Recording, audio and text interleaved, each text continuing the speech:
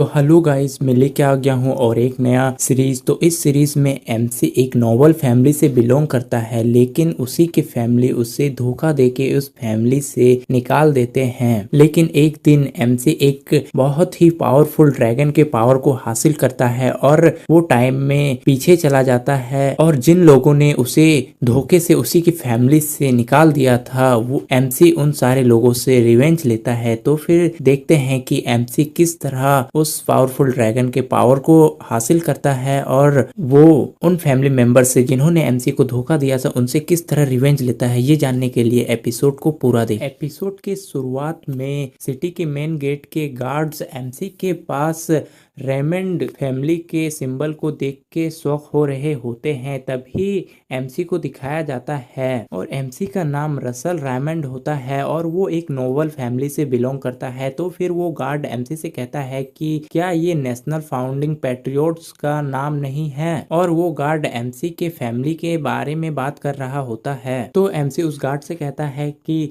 तो क्या हुआ। तो वो गार्ड्स एमसी के अपीयरेंस को देख कि उस पे बिलीव नहीं कर रहे होते हैं, क्योंकि एमसी बहुत ही गरीब लग रहा होता है। लेकिन फिर दिखाया जाता है कि वो गार्ड्स एमसी को उस सिटी में एंटर करने का परमिशन दे देते हैं और फिर एमसी उस सिटी के अंदर जाने लगता है। तो वो गार्ड्स एमसी के बारे में बात करने लगते हैं कि क्या तुम उस पर्सन को जानते हो, क्या ये वो रेमंड फैमिली नहीं है जिसने कंट्री के फाउंडिंग के टाइम में कंट्रीब्यूट किया था। फिर वो गार्ड्स कहते हैं कि लेकिन इसके कपड़ों के साथ क्या हुआ, और अगर नोबल्स के साथ भी ऐसा हो सकता है, इसका मतलब कि फाउंडिंग पैट्रियोट्स के लाइनेज में बहुत कुछ नहीं है और व्हाइट टावर में मैसनरीज की रिक्वायरमेंट हो रही है। तो क्या ये उसी के लिए यहाँ पे आया है। और फिर एमसी कहता है कि यहाँ पे ना तो कॉमनर्स बल्कि नोबल्स भी मैसनरीज के तौर पर काम करते हैं। और फिर एमसी कहता है कि इसका मतलब अपने प्लेस से बियॉन्ड काम करना। और फिर उस सिटी को दिखाया जाता है और वो सिटी का कैपिटल होता है जिसका नाम कैमलोट होता है। और फिर एमसी जाने लगता है और एमसी एक व्हाइट टावर के सामने खड़ा हो जाता है और उस टावर को देखते हुए कहता है कि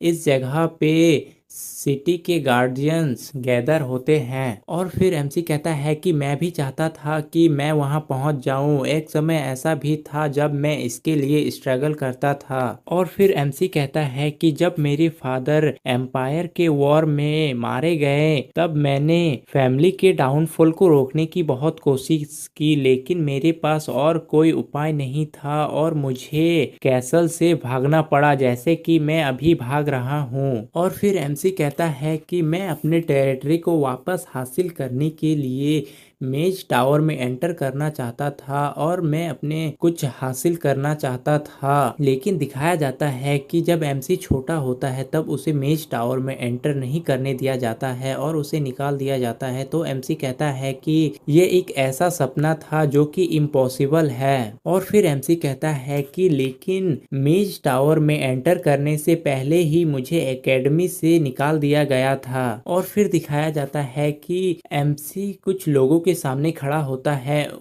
और वो लोग एमसी से कह रहे होते हैं कि एकेडमी में पहली बार किसी ने लगातार 3 बार फेल होने वाले ग्रेड्स को हासिल किया है, और उनमें से और वही पर्सन एमसी से कहता है कि इससे फर्क नहीं पड़ता कि तुम कौन से थ्योरी में काम करते हो, लेकिन तुम लेवल 2 के सर्कल को भी नहीं बना सके। ऐसा लगता है कि तुम अपनी माना रोड नैरोइंग पे कंट्रोल नहीं कर सकते हो। तो फिर और एक पर्सन कहता है कि तुम एक मैजिशियन बनने के अलावा और कोई रास्ता क्यों नहीं ढूंढ रहे हो। तो एमसी को दिखाया जाता है जो कि माना रोड के बारे में बताता है कि एमसी का माना रोड बहुत ही वीक है, जिसके कारण वो एक सर्टेन माना को ही अपने अंदर स्टोर कर सकता है। और फिर एमसी कहता है कि ये सबसे बड़ा सजा है जो हेवन एक मैजिशियन को दे सकता है। और फिर सीन प्रेजेंट में आता है तो एमसी कहता है कि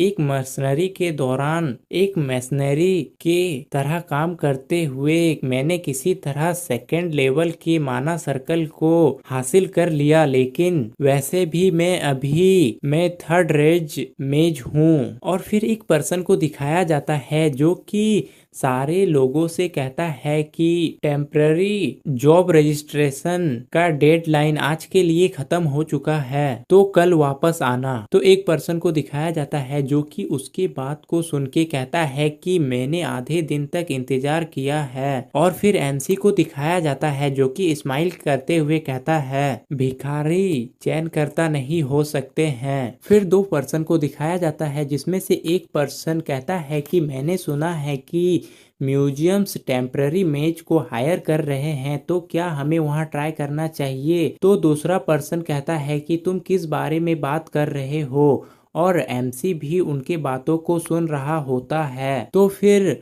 वो पर्सन बात कर रहे होते हैं कि म्यूजियम्स वाले फर्स्ट सर्कल के मेज को देख रहे हैं म्यूजियम को क्लीन करने के लिए। तो वो दूसरा पर्सन उससे कहता है कि तब तो हम वहाँ खुद को शर्मिंदा कर रहे होंगे। और फिर एमसी को दिखाया जाता है जो कि कुछ सोच रहा होता है। और फिर एमसी देखता है कि एमसी के पास पैसे नहीं होते हैं, तो फिर एमसी कहता है कि मैं वहाँ जाऊंगा। और फिर सीन चेंज होता है और म्यूजियम का सीन दिखाया जाता है। और फिर उस म्यूजियम में एक पर्सन सारे वर्कर्स को कह रहा होता है कि ये किंगडम का सबसे बड़ा म्यूजियम है, और इस वीक यहाँ पे नोबल्स विजिट करने वाले हैं इस म्यूजियम को एक्सप्लोर करने के लिए। और फिर वो पर्सन कहता है कि यहाँ पे धूल का एक कण भी नहीं होना चाहिए। तो एमसी उस पर्सन का बात सुन रहा होता है। और फिर वो पर्सन सारे लोगों से कहता है कि बहुत आराम से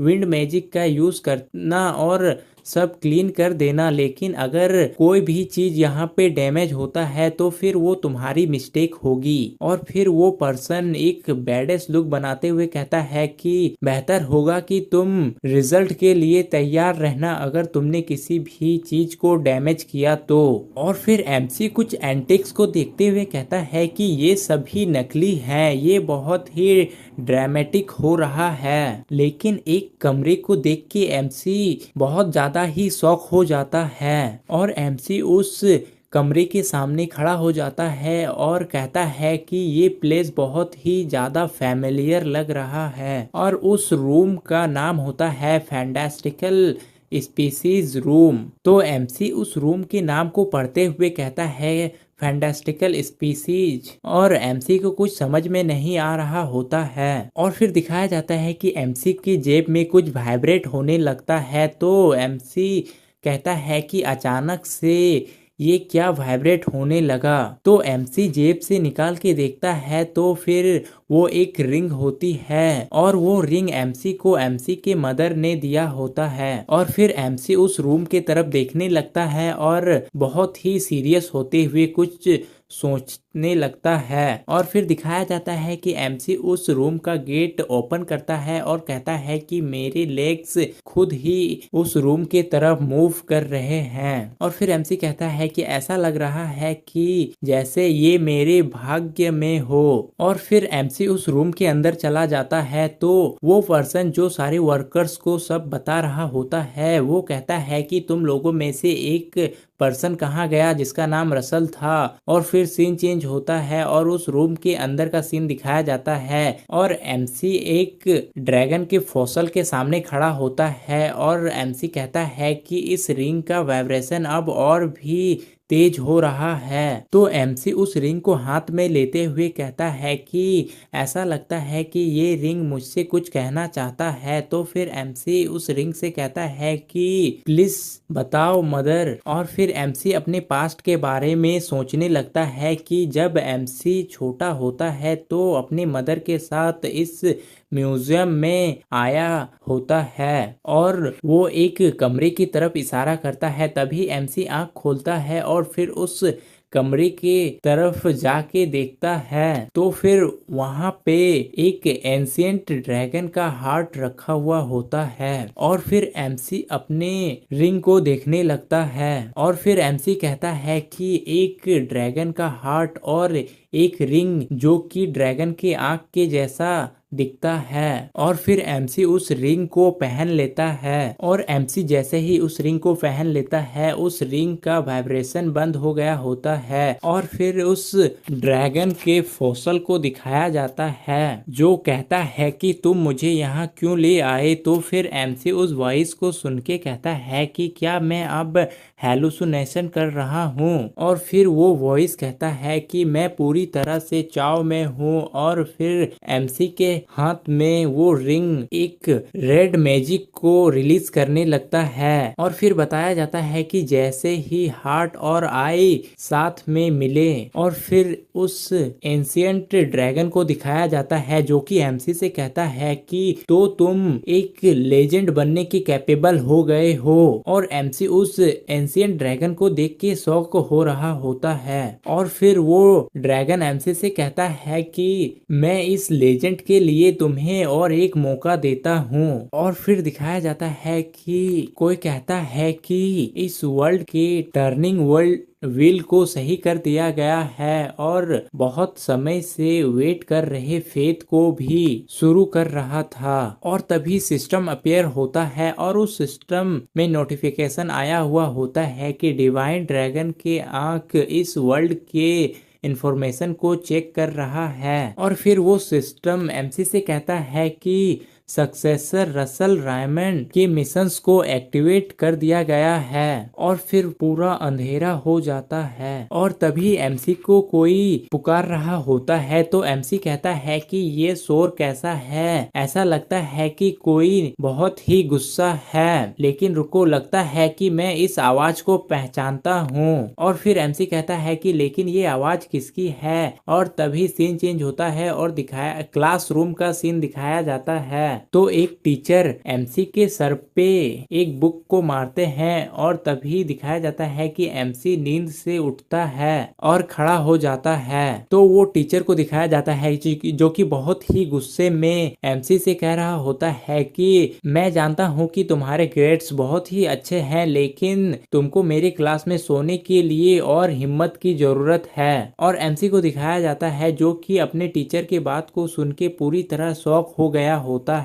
और एमसी कहता है कि प्रोफेसर यूबर्ट। और फिर एमसी सोचता है कि लेकिन प्रोफेसर यूबर्ट तो मर गए थे। और फिर एमसी अपने आसपास देखने लगता है तो एमसी एक क्लासरूम में होता है। और फिर एमसी अपने हाथों को देखता है और कहता है कि ये क्या हो रहा है। फिर एमसी अपने फेस को टच करके देखने लगता है और एमसी कहता है कि इसका मतलब कि मैं पास्ट में वापस आ गया हूँ। और एमसी बहुत ही अजीब हरकतें कर रहा होता है जिसकी वजह से पूरी क्लासरूम सिर्फ एमसी को ही देख रहे होते हैं। और फिर दिखाया जाता है कि एमसी अभी भी शौक में ही होता है और एमसी सोच रहा होता है कि मैं टाइम में वापस आ गया हूँ। तभी एमसी अपने टीचर को देखता है और कुछ भी नहीं कहता है। तो वो टीचर एमसी से कहता है कि हालांकि तुम अपने जैसे व्यवहार नहीं कर रहे हो लेकिन तुम्हें भी परिणाम भुगतने होंगे। और वो टीचर एमसी को क्लासरूम से बाहर निकलने के लिए कह देता है और एमसी उस क्लासरूम से बाहर निकल जाता है। और एमसी अभी भी टाइम रिग्रेशन के बारे में सोच रहा होता है। और फिर एमसी कहता है कि नहीं, क्या सचमुच इसे जादू कह सकते हैं। और फिर एमसी उस ड्रैगन की बातों को याद करने लगता है कि जैसे ही न्यू आई ओपन हुई वो ड्रैगन एमसी को एक लेजेंड बना दिया और उस लेजेंड के लिए उस ड्रैगन ने एमसी को टाइम में पीछे भेज दिया। और फिर एमसी कहता है कि उस टाइम उन्होंने एक सेकेंड चांस के बारे में जिक्र किया था। और फिर एमसी अपने मदर के रिंग को देखने लगता है लेकिन उसकी मदर की रिंग एमसी के हाथ से डिसअपियर हो चुकी होती है। तो एमसी कहता है कि मदर की रिंग भी डिसअपियर हो चुका है। और फिर एमसी सोचता है कि क्या मेरी मदर ने मेरी मदद की है। तभी दिखाया जाता है कि उनका क्लास खत्म हो गया होता है। तो फिर वो प्रोफेसर एमसी के पास आ रहे होते हैं। तो फिर वो प्रोफेसर एमसी से कहता है कि तुम मेरे क्लास के दौरान अनएक्सपेक्टेडली सो गए थे। तो फिर एमसी अपने प्रोफेसर से माफी मांगता है। तो फिर वो प्रोफेसर एमसी से कहता है कि ऐसा लगता है कि तुम्हें एक कंसोलेशन की जरूरत है, तो फिर तुम लंच टाइम में मेरे ऑफिस में आना। तो एमसी उस प्रोफेसर से कहता है कि हाँ ठीक है। तो वो प्रोफेसर एमसी से कहता है कि तो फिर मैं इंतजार करूंगा। और वो प्रोफेसर वहां से चला जाता है। और फिर एमसी सोचता है कि मुझे ट्रबल में पड़े हुए कितना दिन हो गया है। हालांकि ये ठीक है। और एमसी अपने प्रोफेसर को जाते हुए देख रहा होता है, लेकिन तभी कोई एमसी को पीछे से मारता है। तो एमसी कहता है कि आखिर ये कमीना कौन है। और फिर 3 लड़कों को दिखाया जाता है। और फिर एक लड़के को दिखाया जाता है जो कि बहुत ही गुस्से में एमसी को मारने वाला होता है, लेकिन तभी उन तीनों लड़कों में से एक उस लड़के के हाथ को पकड़ लेता है। और अभी उन तीनों का ही नाम नहीं बताया गया है। तो फिर वो लड़का कहता है कि प्रोफेसर अभी देख रहे हैं। तो वो लड़का एमसी से कहता है कि मैंने तुम्हें नोट्स लेने के लिए कहा था, लेकिन तुम सो गए थे। और फिर वो लड़का एमसी को आंख दिखाते हुए कहता है कि अगर तुम मरना नहीं चाहते तो फिर हमारे पीछे आओ। और वो जाने लगते हैं। तो फिर एमसी उनको देखते हुए कहता है कि मुझे ये याद है। लेकिन तभी सिस्टम से नोटिफिकेशन आता है और एमसी को एक मिशन मिला होता है कि उन बुलिस से एमसी को छुटकारा पाना है। और एमसी को इस मिशन के लिए कोई भी रिवॉर्ड नहीं मिलेगा। तो एमसी सिस्टम विंडो को देखते हुए कहता है कि ये क्या है। और एमसी सिस्टम विंडो को छूते हुए कहता है कि क्या ये एक इल्यूजन है। और एमसी उस सिस्टम विंडो को देख ही रहा होता है, लेकिन तभी वो लड़का एमसी को कहता है कि तुम क्यों नहीं आ रहे हो। तो फिर वो लड़का एमसी से कहता है कि तुम जानते हो ना कि भागने का कोई भी फायदा नहीं है, क्योंकि हम सब एकेडमी में ही हैं। और फिर वो लड़का एक इविल स्माइल करते हुए एमसी से कहता है कि डर गया क्या। तो एमसी भी गुस्सा हो जाता है और वो कहता है कि तो ठीक है, मिशन और बाकी सब को रहने दो, अभी के लिए फाइट करते हैं। बहुत सालों मैशनरी की तरह जीवन को जीने के बाद। और मैशनरीज का मतलब होता है वो लोग जो कि पैसे के लिए काम करते हैं। और फिर एमसी कहता है कि मैं तब जिन मॉन्स्टर से लड़ता था उनकी तुलना में ये लोग बहुत ही सुंदर है। और तभी वो लड़का एमसी से कहता है कि तो तुम फाइनल ही आ ही गए। तो फिर एमसी को दिखाया जाता है जो कि स्माइल करते हुए उस लड़के से कहता है कि तो तुम यहाँ हो, बेकार में ही तुम दिमाग दौड़ा रहे हो। तो वो तीनों एमसी को देखते हुए कह रहे होते हैं कि क्या ये पागल हो गया है। और एमसी उन तीनों की तरफ आगे बढ़ रहा होता है। और तभी एमसी के बातों को सुन के उन तीनों में से एक लड़का बहुत ही गुस्सा हो जाता है और वो एमसी के ऊपर अटैक करने के लिए आगे आने लगता है, लेकिन एमसी उसके अटैक को डॉज कर लेता है और उस पे ही काउंटर अटैक कर देता है। और एमसी के एक ही पंच में वो लड़का दूर फेंक जाता है और वो दूसरा लड़का एमसी को गाली देने लगता है। तभी उन तीनों में से उनका लीडर एमसी को कहता है कि ये कितना अनोइंग है। और वो लड़का एमसी से कहता है कि तुम मैजिक का यूज नहीं कर सकते, तो फिर तुमने बेसिक मार्शल आर्ट्स का सहारा लिया है। और फिर वो लड़का एमसी से कहता है कि तुम अपने फेलन लाइनेज के लाइफ को जी रहे हो। और फिर वो लड़का एमसी से कहता है कि मानता हूँ कि मैजिक कैंपस में अलाउड नहीं है, लेकिन छोटे आर्टिफैक्ट्स को यूज कर सकते हैं। और वो पर्सन स्माइल कर रहा होता है और एमसी को कहता है कि क्या तुम ये बात जानते हो। और वो लड़का अपने हाथों में रिंग जैसा कुछ आर्टिफैक्ट पहना हुआ होता है और वो लड़का एमसी के ऊपर अटैक करने लगता है और वो कहता है कि तुम भाड़ में जाओ। और एमसी को दिखाया जाता है जो कि उस लड़के के पंच को अपने एक ही हाथ से पकड़ लेता है और उस लड़के के हाथ को मोड़ देता है। तो वो लड़का दर्द से चिल्लाने लगता है और वहीं एमसी के सामने अपने घुटनों पे बैठ जाता है। और फिर एमसी कहता है कि एक बेवकूफ जो अपनी फैमिली के अंदर भी हार मान लिया और अपने सारे ब्रदर्स के अगेंस्ट हो चुका है और जो पावरफुल पर्सन के सामने गुर्राता है और वीक को बुली करता है, वो ये कैसे कर सकता है। और फिर दिखाया जाता है कि एमसी के आंख उस ड्रैगन के आंख की तरह हो गया होता है और एमसी एक डरावना लुक बना के उस लड़के को कहता है कि एक बदमाश हमारी फैमिली से उलझने की हिम्मत कैसे कर सकता है। और एमसी को देख के वो लड़का भी बहुत ही डर गया होता है। और फिर वो लड़का डर के मारे एमसी को कहने लगता है कि रुक जाओ, तुम होल्ड करो, मैं तुम्हें कुछ बताना चाहता हूँ। और फिर सीन चेंज होता है और एमसी को दिखाया जाता है कि जो कि कहता है कि अब से तुम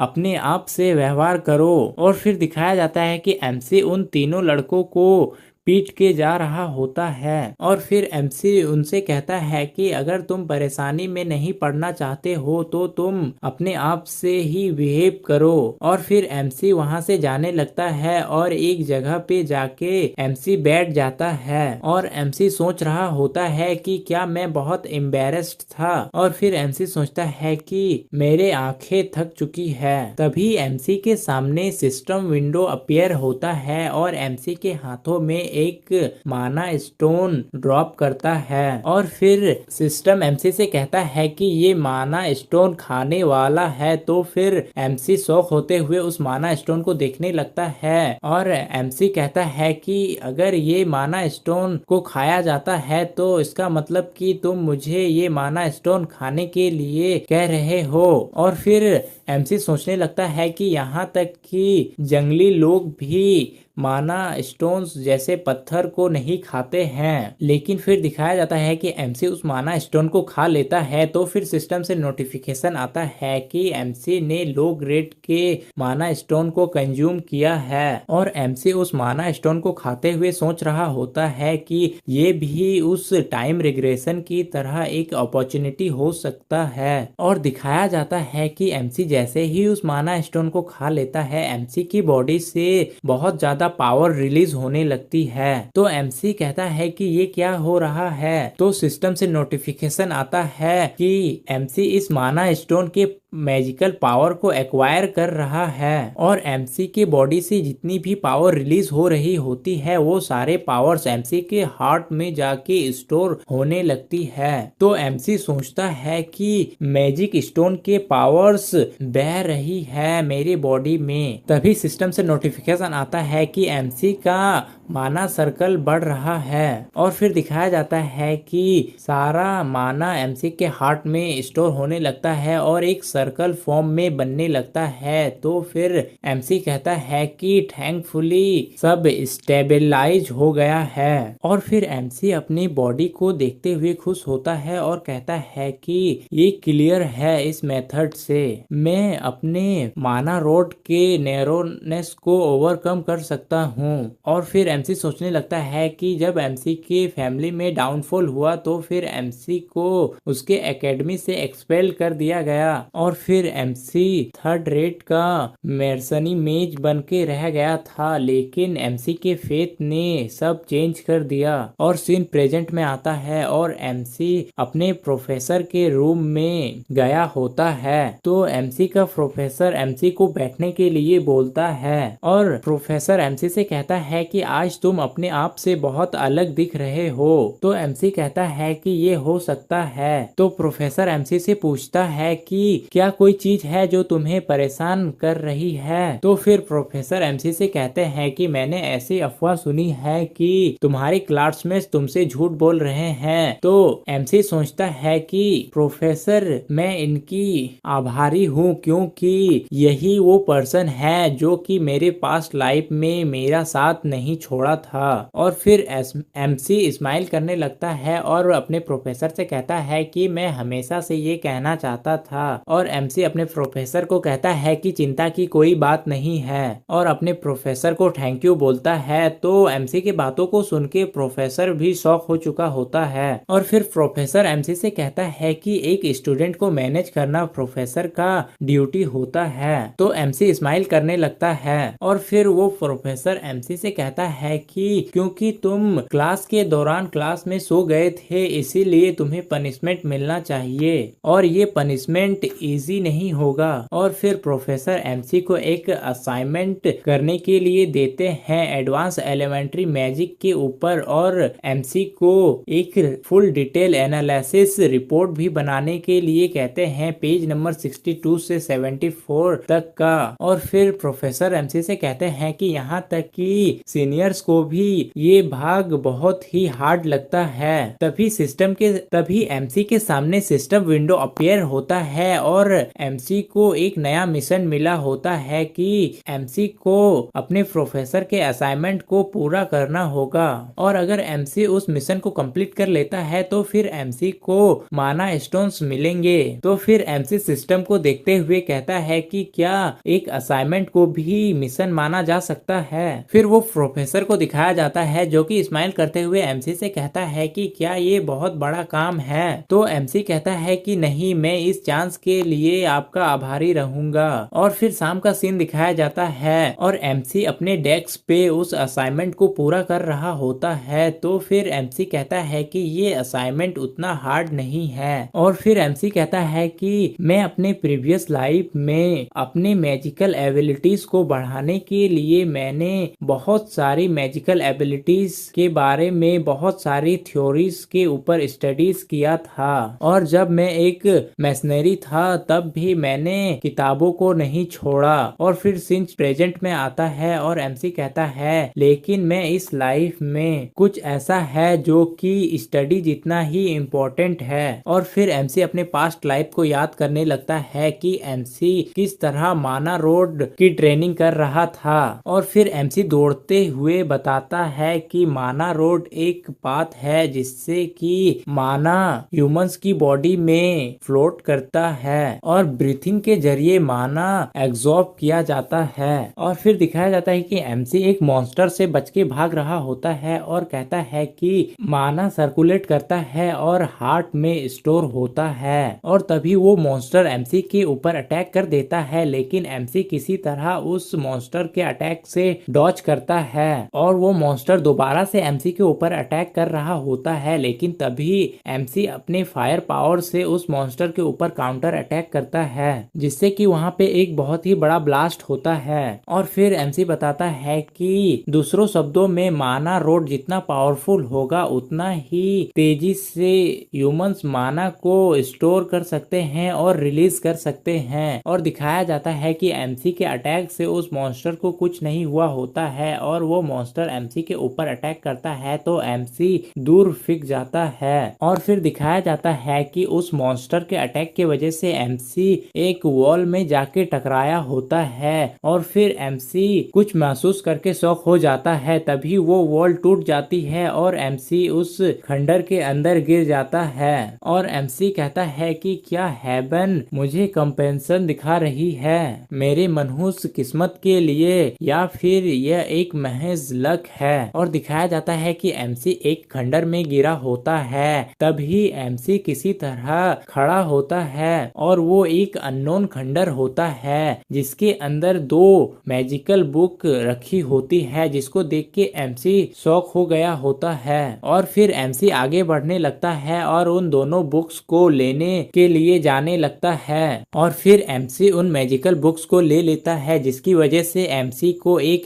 विजार्ड बॉडी मिलती है। और फिर सीन प्रेजेंट में आता है तो एमसी रनिंग कर रहा होता है और एमसी कहता है कि बॉडी को स्ट्रॉन्ग करना माना रोड को एक्सपेंड करने में मदद करता है और विजार्ड बॉडी मसल टिश्यूज को माना रोड के साथ रिप्लेस करता है। और फिर एमसी एक्सरसाइज करते हुए कहता है कि दूसरों शब्दों में मेरी बॉडी जितना स्ट्रॉन्ग होगी मेरा माना रोड भी उतना ही स्ट्रॉन्ग होगा। और फिर एमसी सोचने लगता है कि जब मेरी बॉडी पहले से ही अडल्ट थी तो फिर परिवर्तन का सीमा इम्पोर्टेंट नहीं था लेकिन लेकिन अब ग्रोथ पीरियड में बहुत अच्छे इफेक्ट्स को एक्सपेक्ट किया जा सकता है। और फिर एमसी बहुत ज्यादा सीरियस होते हुए कहता है कि माना रोड नैरो हो रहा है लेकिन मैं इसे ओवरकम कर दूंगा इस समय। और फिर दिखाया जाता है कि एमसी एक्सरसाइज करते करते शाम हो गया होता है और एमसी बहुत ज्यादा थक चुका होता है। तो एमसी एक पेड़ के पास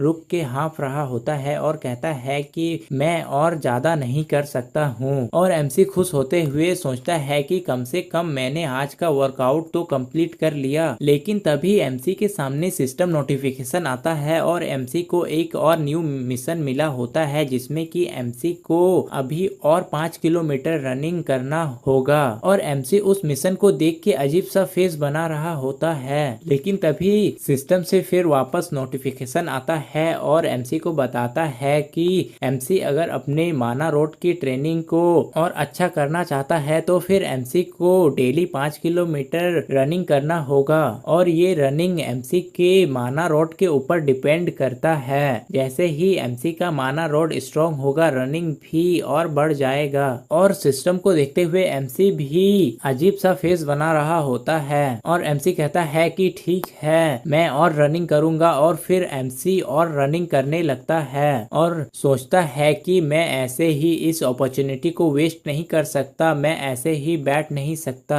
और एमसी रनिंग करने लगता है। फिर दिखाया जाता है कि 2.7 किलोमीटर में एमसी पूरी तरह थक चुका होता है और एमसी के पैर भी कांप रहे होते हैं। और तभी एमसी को दिखाया जाता है जिसका पूरा बॉडी कांपने लगता है। और तभी एमसी देखता है कि एमसी 2.7 किलोमीटर रन कर चुका है। तो एमसी कहता है कि और ज्यादा बाकी नहीं है, थोड़ा सा ही और एमसी फिर से रनिंग करने लगता है। तभी सिस्टम से नोटिफिकेशन आता है कि एमसी का मिशन कंप्लीट हो चुका है और एमसी के रिवॉर्ड को जनरेट कर रहा है। तो फिर एमसी को दिखाया जाता है जो कि वहीं पे लेट गया होता है और वो कहता है कि मैं और एक स्टेप भी आगे नहीं बढ़ सकता हूँ। और एमसी सोच रहा होता है कि डोम तक वापस कैसे जाना चाहिए। तभी एक पर्सन को दिखाया जाता है जो कि छुपकर एमसी को देख रहा होता है और वो कहता है कि तुम अननेसेसरी एफर्ट लगा रहे हो। और फिर सीन चेंज होता है और नेक्स्ट डे का सीन दिखाया जाता है जहाँ पे एमसी के रिपोर्ट को देखते हुए प्रोफेसर कहते हैं कि सिर्फ एकेडमिक के टेक्स्ट बुक से तुमने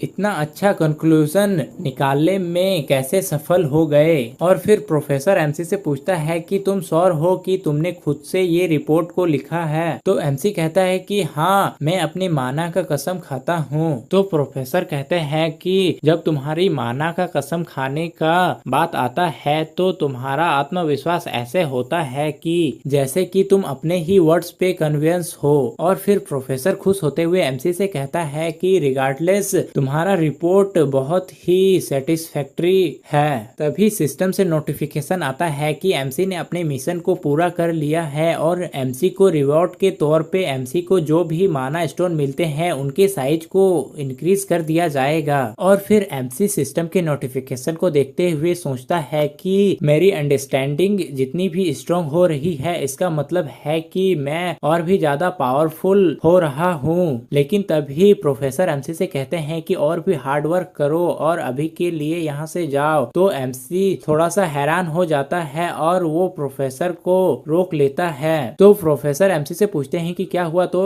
एमसी प्रोफेसर से कहता है कि मुझे आपसे एक फेवर चाहिए। तो प्रोफेसर एमसी से कहते हैं कि तुम प्रोफेसर्स की स्टडी करना चाहते हो लेकिन क्यों। और फिर प्रोफेसर एमसी से कहते हैं कि स्टूडेंट के स्टडी में सारे किताब होने चाहिए। तो एमसी कहता है कि मैं सारे बुक्स को पहले ही पढ़ चुका हूँ। तो प्रोफेसर एमसी से पूछता है कि उन सभी को। तो एमसी कहता है कि हाँ। तो प्रोफेसर भी खुश हो जाता है और कहता है कि ये इम्प्रेसिव है। तो फिर प्रोफेसर एमसी से कहते हैं कि तो तुम प्रोफेसर्स की स्टडी को एक्सेस करना चाहते हो लेकिन अगर तुम सच कह रहे हो तो फिर ठीक है, लेकिन अगर तुम कोई अनदर मैटर के लिए प्रोफेसर्स की स्टडी को एक्सेस करना चाहते हो तो फिर तुम्हें प्रूव करना होगा कि तुम क्वालिफाइड हो या नहीं हो। तो एमसी भी खुश हो जाता है और एमसी प्रोफेसर से कहता है कि हाँ मैं साबित कर दूंगा। और फिर दिखाया जाता है कि एमसी को सिस्टम की तरफ से बहुत सारे मिशंस मिले होते हैं। और फिर एमसी को एक ग्राउंड में दिखाया जाता है और और एमसी खुश होते हुए कह रहा होता है कि मुझे लगा नहीं था कि मैं इतने सारे असाइनमेंट्स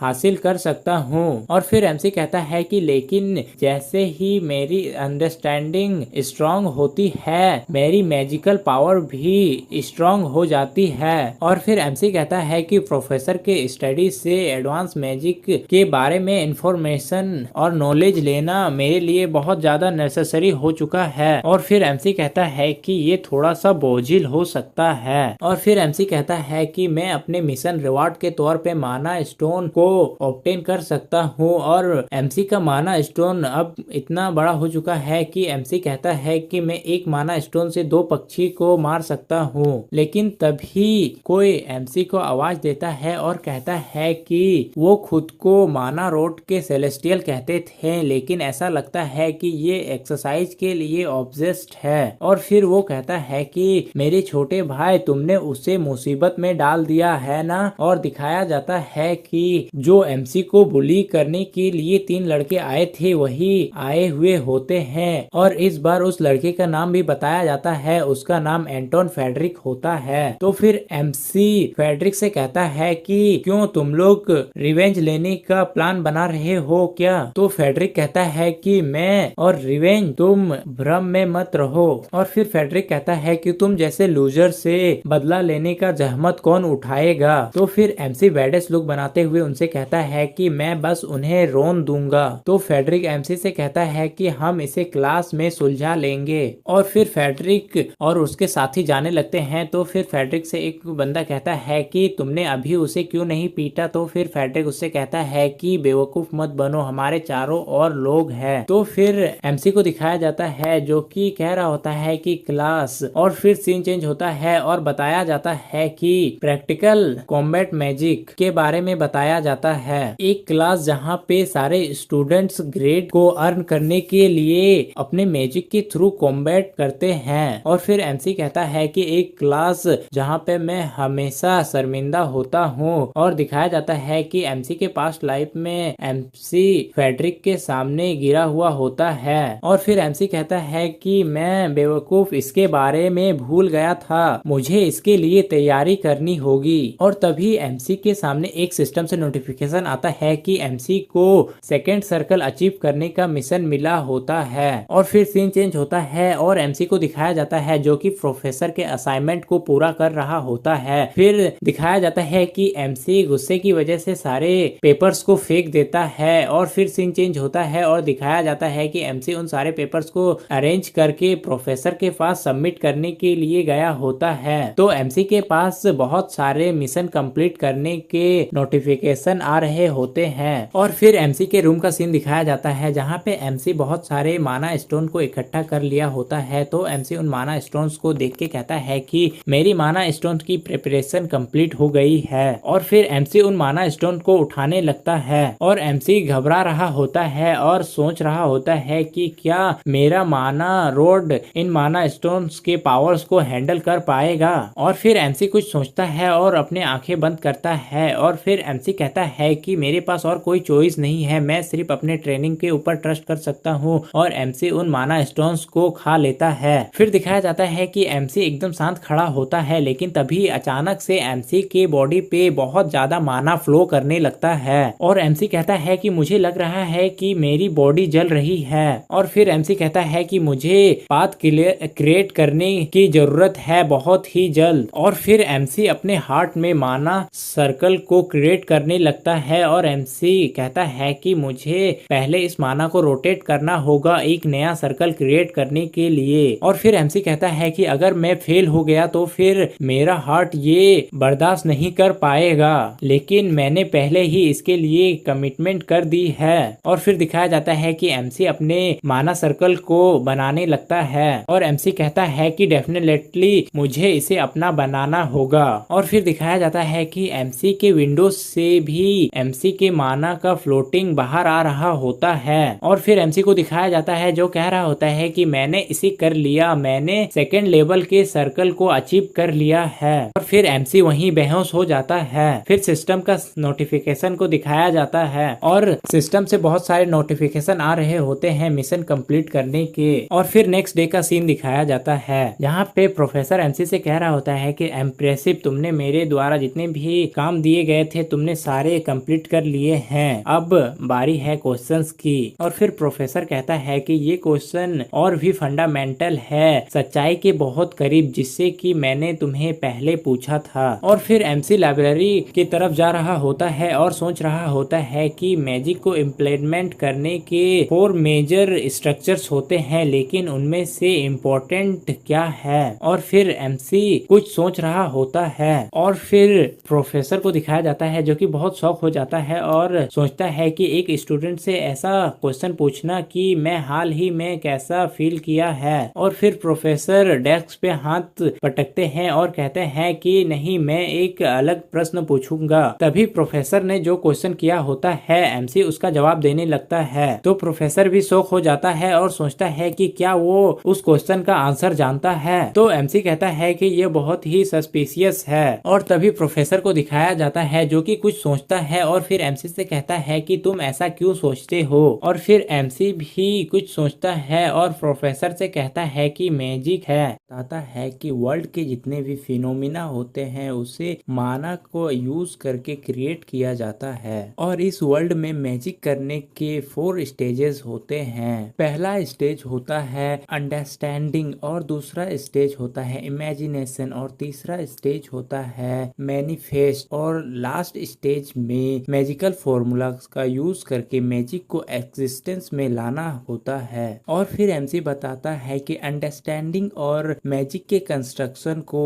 स्टडी के जरिए सीखा जा सकता है, लेकिन मैनिफेस्ट करने के लिए तुम्हें अपना इमेजिनेशन का लेवल को बहुत ही आगे तक ले जाना होगा। और फिर एमसी अपने हाथों में एक फायर बॉल को बना लेता है और कहता है कि अगर तुम इस फायर बॉल का इस्तेमाल करते हुए कुछ डिफरेंट इमेजिन करोगे तो तुम सेकंड सर्कल के फायर एरो को बना सकते हो। और एमसी एक फायर एरो को बना लेता है। और फिर एमसी बताता है कि अगर तुम एक फायर एरो को बनाते हुए कुछ डिफरेंट इमेजिन करोगे तो फिर तुम एक बहुत ही अलग सा मैजिक को क्रिएट कर पाओगे। अगर तुम अपने इमेजिनेशन की लिमिट को सेट नहीं करोगे तो तुम अपने इमेजिनेशन को रियल बना सकते हो मैजिक का यूज करके। तभी प्रोफेसर को दिखाया जाता है जो कि एमसी से कहता है कि इस वर्ल्ड में मैजिक के जरिए क्या नहीं है वो मुझे चाहिए। तो फिर एमसी को दिखाया जाता है जो कि अपने हाथों में फायर बॉल बनाए हुए होता है। तो एमसी कहता है एक सनी सेंचुरी, जैसे कि एक बर्फ गर्म होकर जल रहा हो। और फिर एमसी कहता है कि इसकी शुरुआत दुनिया को समझाने से हुई, लेकिन ये एक पावरफुल पावर है जो कि वर्ल्ड के नियमों को बिगाड़ देती है। और फिर एमसी प्रोफेसर से कहता है कि यही मैजिक एसेंस है। तो प्रोफेसर एमसी के बातों को सुन के कहता है कि आखिर ये बच्चा क्या है। और फिर प्रोफेसर खुश होते हुए एमसी से कहता है कि स्टूडेंट स्टडी तुम्हें एक छोटे वर्ल्ड जैसा लगता होगा। और फिर सिस्टम का नोटिफिकेशन दिखाया जाता है जिसमें कि सिस्टम एमसी से बताता है कि एमसी ने अपने मिशन को कंप्लीट कर लिया है और एमसी को प्रोफेसर स्टडी का एक्सेस मिल गया होता है। और फिर सीन चेंज होता है और एमसी प्रोफेसर स्टडी करने के लिए लाइब्रेरी में गया होता है। और फिर एमसी लाइब्रेरी के अंदर जाते हुए सोच रहा होता है कि भले ही ये फर्स्ट फ्लोर है लेकिन ये बहुत ही एक्सटेंसिव है। और एमसी कहता है कि प्रोफेसर स्टडी सचमुच में बहुत ही डिफरेंट है।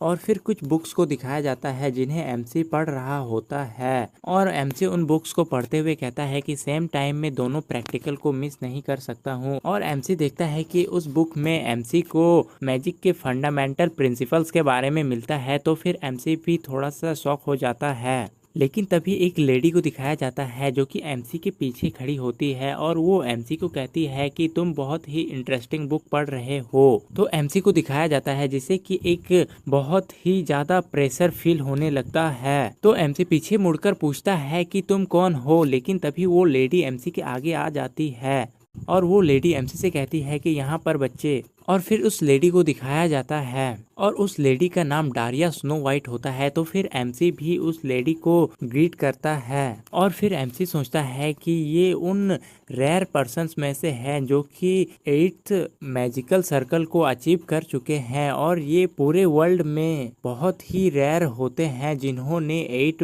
मैजिकल सर्कल को अचीव कर लिया है। और ये 80 साल से भी ज़्यादा की लेडी है, लेकिन इन्होंने अपने मैजिक के जरिए अपने प्राइम अपीयरेंस को बनाए रखा है। और फिर एमसी सोचता है कि ये एनिमी टावर के हाईएस्ट रैंक वाले मार्क्वेस है और Daria snow white red tower की मार्क्वेस होती है। फिर डारिया एमसी से पूछती है कि ओ तो तुम मुझे जानते हो। तो एमसी डारिया से पूछता है कि तुम यहाँ पे क्यों हो। तो डारिया एमसी से कहती है कि टेंशन लेने की जरूरत नहीं है। फिर डारिया एमसी को एक कैंडी देते हुए कहती है कि मैं तुम्हारी एक कोलीग हूँ जो कि सेम पाथ में चल रही है जिसमें कि तुम चल रहे हो। तो एमसी भी डारिया की कैंडी को देखते हुए शॉक हो गया होता है और वो अजीब सा फेस बना रहा होता है। और फिर दिखाया जाता है कि एमसी वो कैंडी खा रहा होता है। तो डारिया एमसी से पूछ रही होती है कि एक स्टूडेंट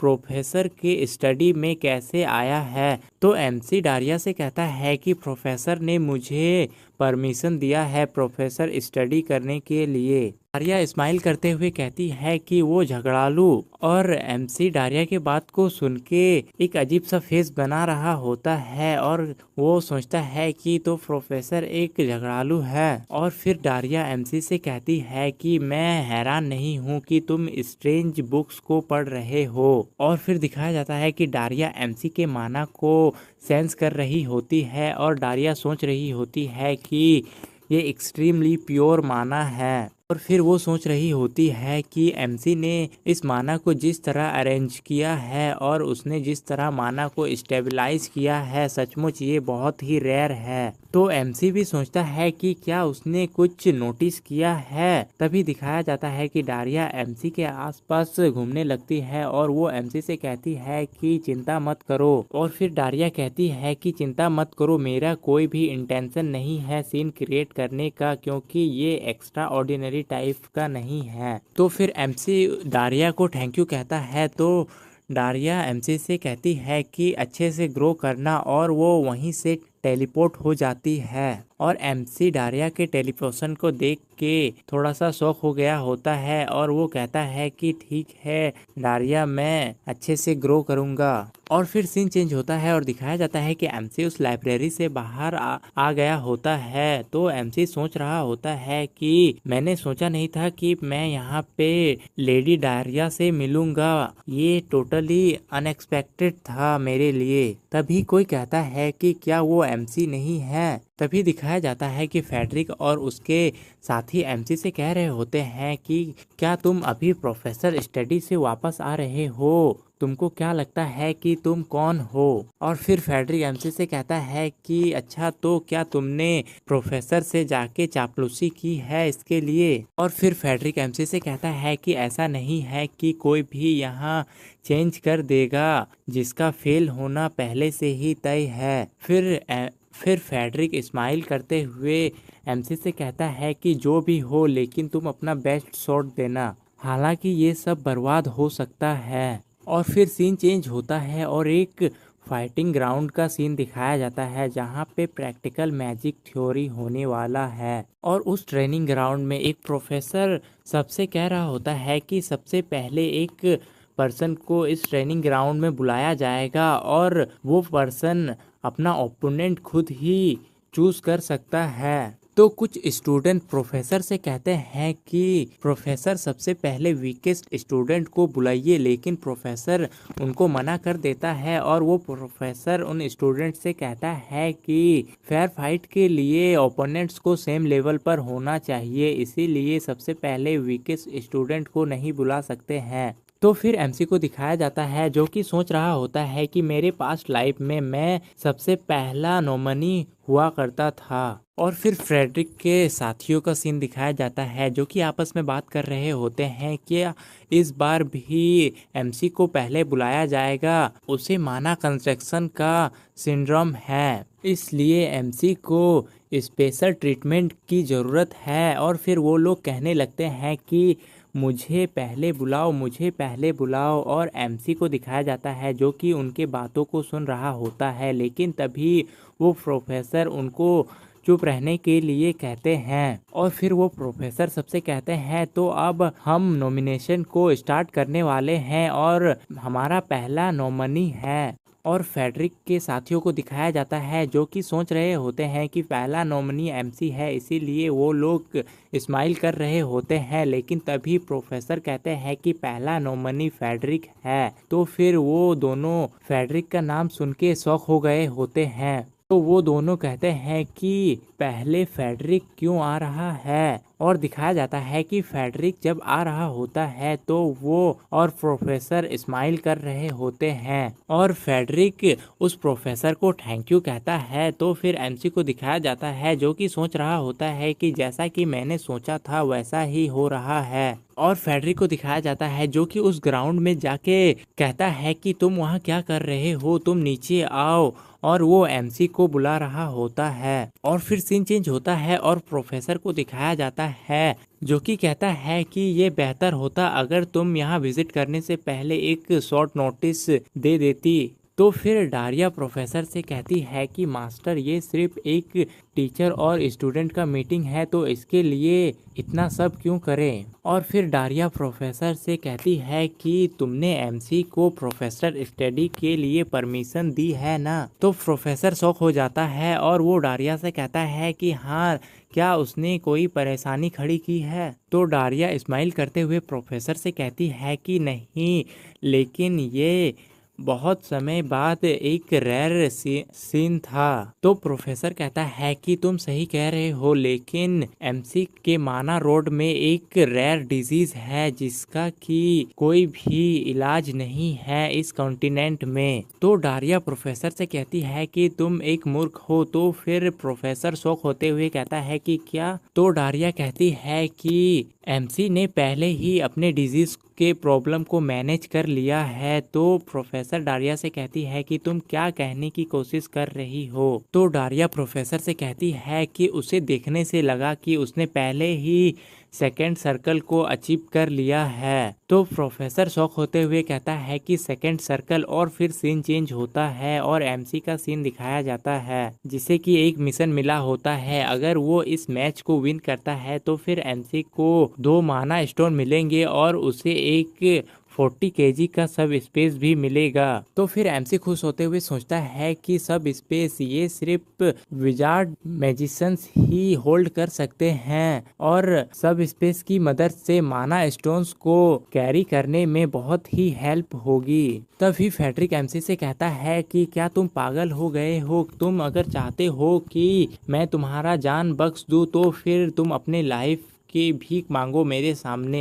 तो एमसी हंसते हुए कहता है कि भीख। और फिर एमसी अपने पावर को एक्टिवेट कर लेता है और एमसी के मैजिक को देख के फेडरिक शॉक हो गया होता है और वो कहता है कि क्या वो मैजिक है, ये बिल्कुल नहीं हो सकता है। तभी उस एकेडमी के प्रोफेसर सारे स्टूडेंट से कहते हैं कि सब अपने सीट में बैठ जाओ, मैच स्टार्ट होने वाला है। और फिर फेडरिक को दिखाया जाता है जो कि अपने हाथ में फायरबॉल को बना रहा होता है और वो सोच रहा होता है कि एमसी का माना रोड कंस्ट्रक्शन पहले ही सेकंड लेवल पे चला गया है, ये बिल्कुल ही इम्पॉसिबल है। और फिर फेडरिक एमसी के ऊपर एक सेकंड लेवल का मैजिक अटैक करता है जिसका नाम फ्लेम थ्रो होता है। तो फिर एमसी को दिखाया जाता है जिसको वो अटैक लगने ही वाला होता है। तभी एमसी एक शील्ड बना देता है और उस अटैक से बच जाता है। तो फिर और एक प्रोफेसर को दिखाया जाता है जो कि तालियां बजाते हुए कहता है कि मैं विश्वास नहीं कर सकता कि उसने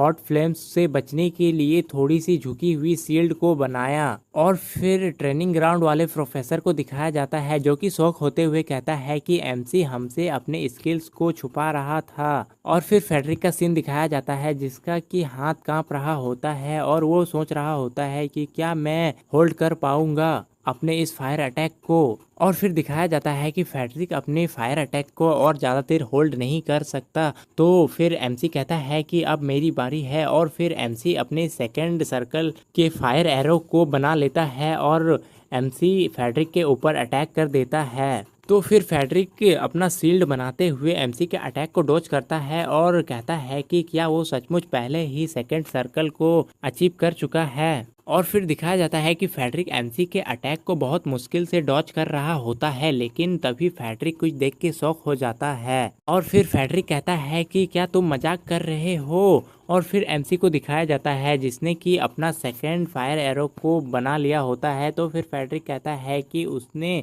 अपने सेकंड फायर एरो को इतना जल्दी कैसे बना लिया। और फिर एमसी अपने सेकंड फायर एरो से भी फेडरिक के ऊपर अटैक कर देता है। तो फिर उन दोनों प्रोफेसर को दिखाया जाता है जो कि सोच रहे होते हैं कि ये बहुत ही दिलचस्प है, उसने डबल कास्टिंग कैसे कर लिया। और फिर वो प्रोफेसर आपस में बात करने लगते हैं कि मुझे नहीं लगता कि उसने डबल कास्टिंग किया है। तो फिर एक प्रोफेसर कहता है कि हाँ ठीक है, इसका मतलब कि एमसी ने इतनी जल्दी अपने स्पेल को कास्ट कर लिया कि लग रहा है कि उसने डबल कास्टिंग किया है। तो फिर फेडरिक को दिखाया जाता है जो कि अपने शील्ड के अंदर होता है और वो एमसी से कहता है कि क्या फ्लेम मैजिक का स्पेल ही है जिसे कि तुम कास्ट कर सकते हो। और फिर फेडरिक कहता है कि अगर हाँ तो फिर मुझे ये करना चाहिए। और फिर फेडरिक एक शील्ड बना लेता है जो कि फ्लेम रेजिस्टेंस होता है। और फिर एमसी को दिखाया जाता है जो कि अपने हाथ में फायर एरो को लिए होता है और वो स्माइल करते हुए कहता है कि मैं इसी का इंतजार कर रहा था। और फिर फेडरिक को दिखाया जाता है जो कि खुश होते हुए कहता है कि अगर मैंने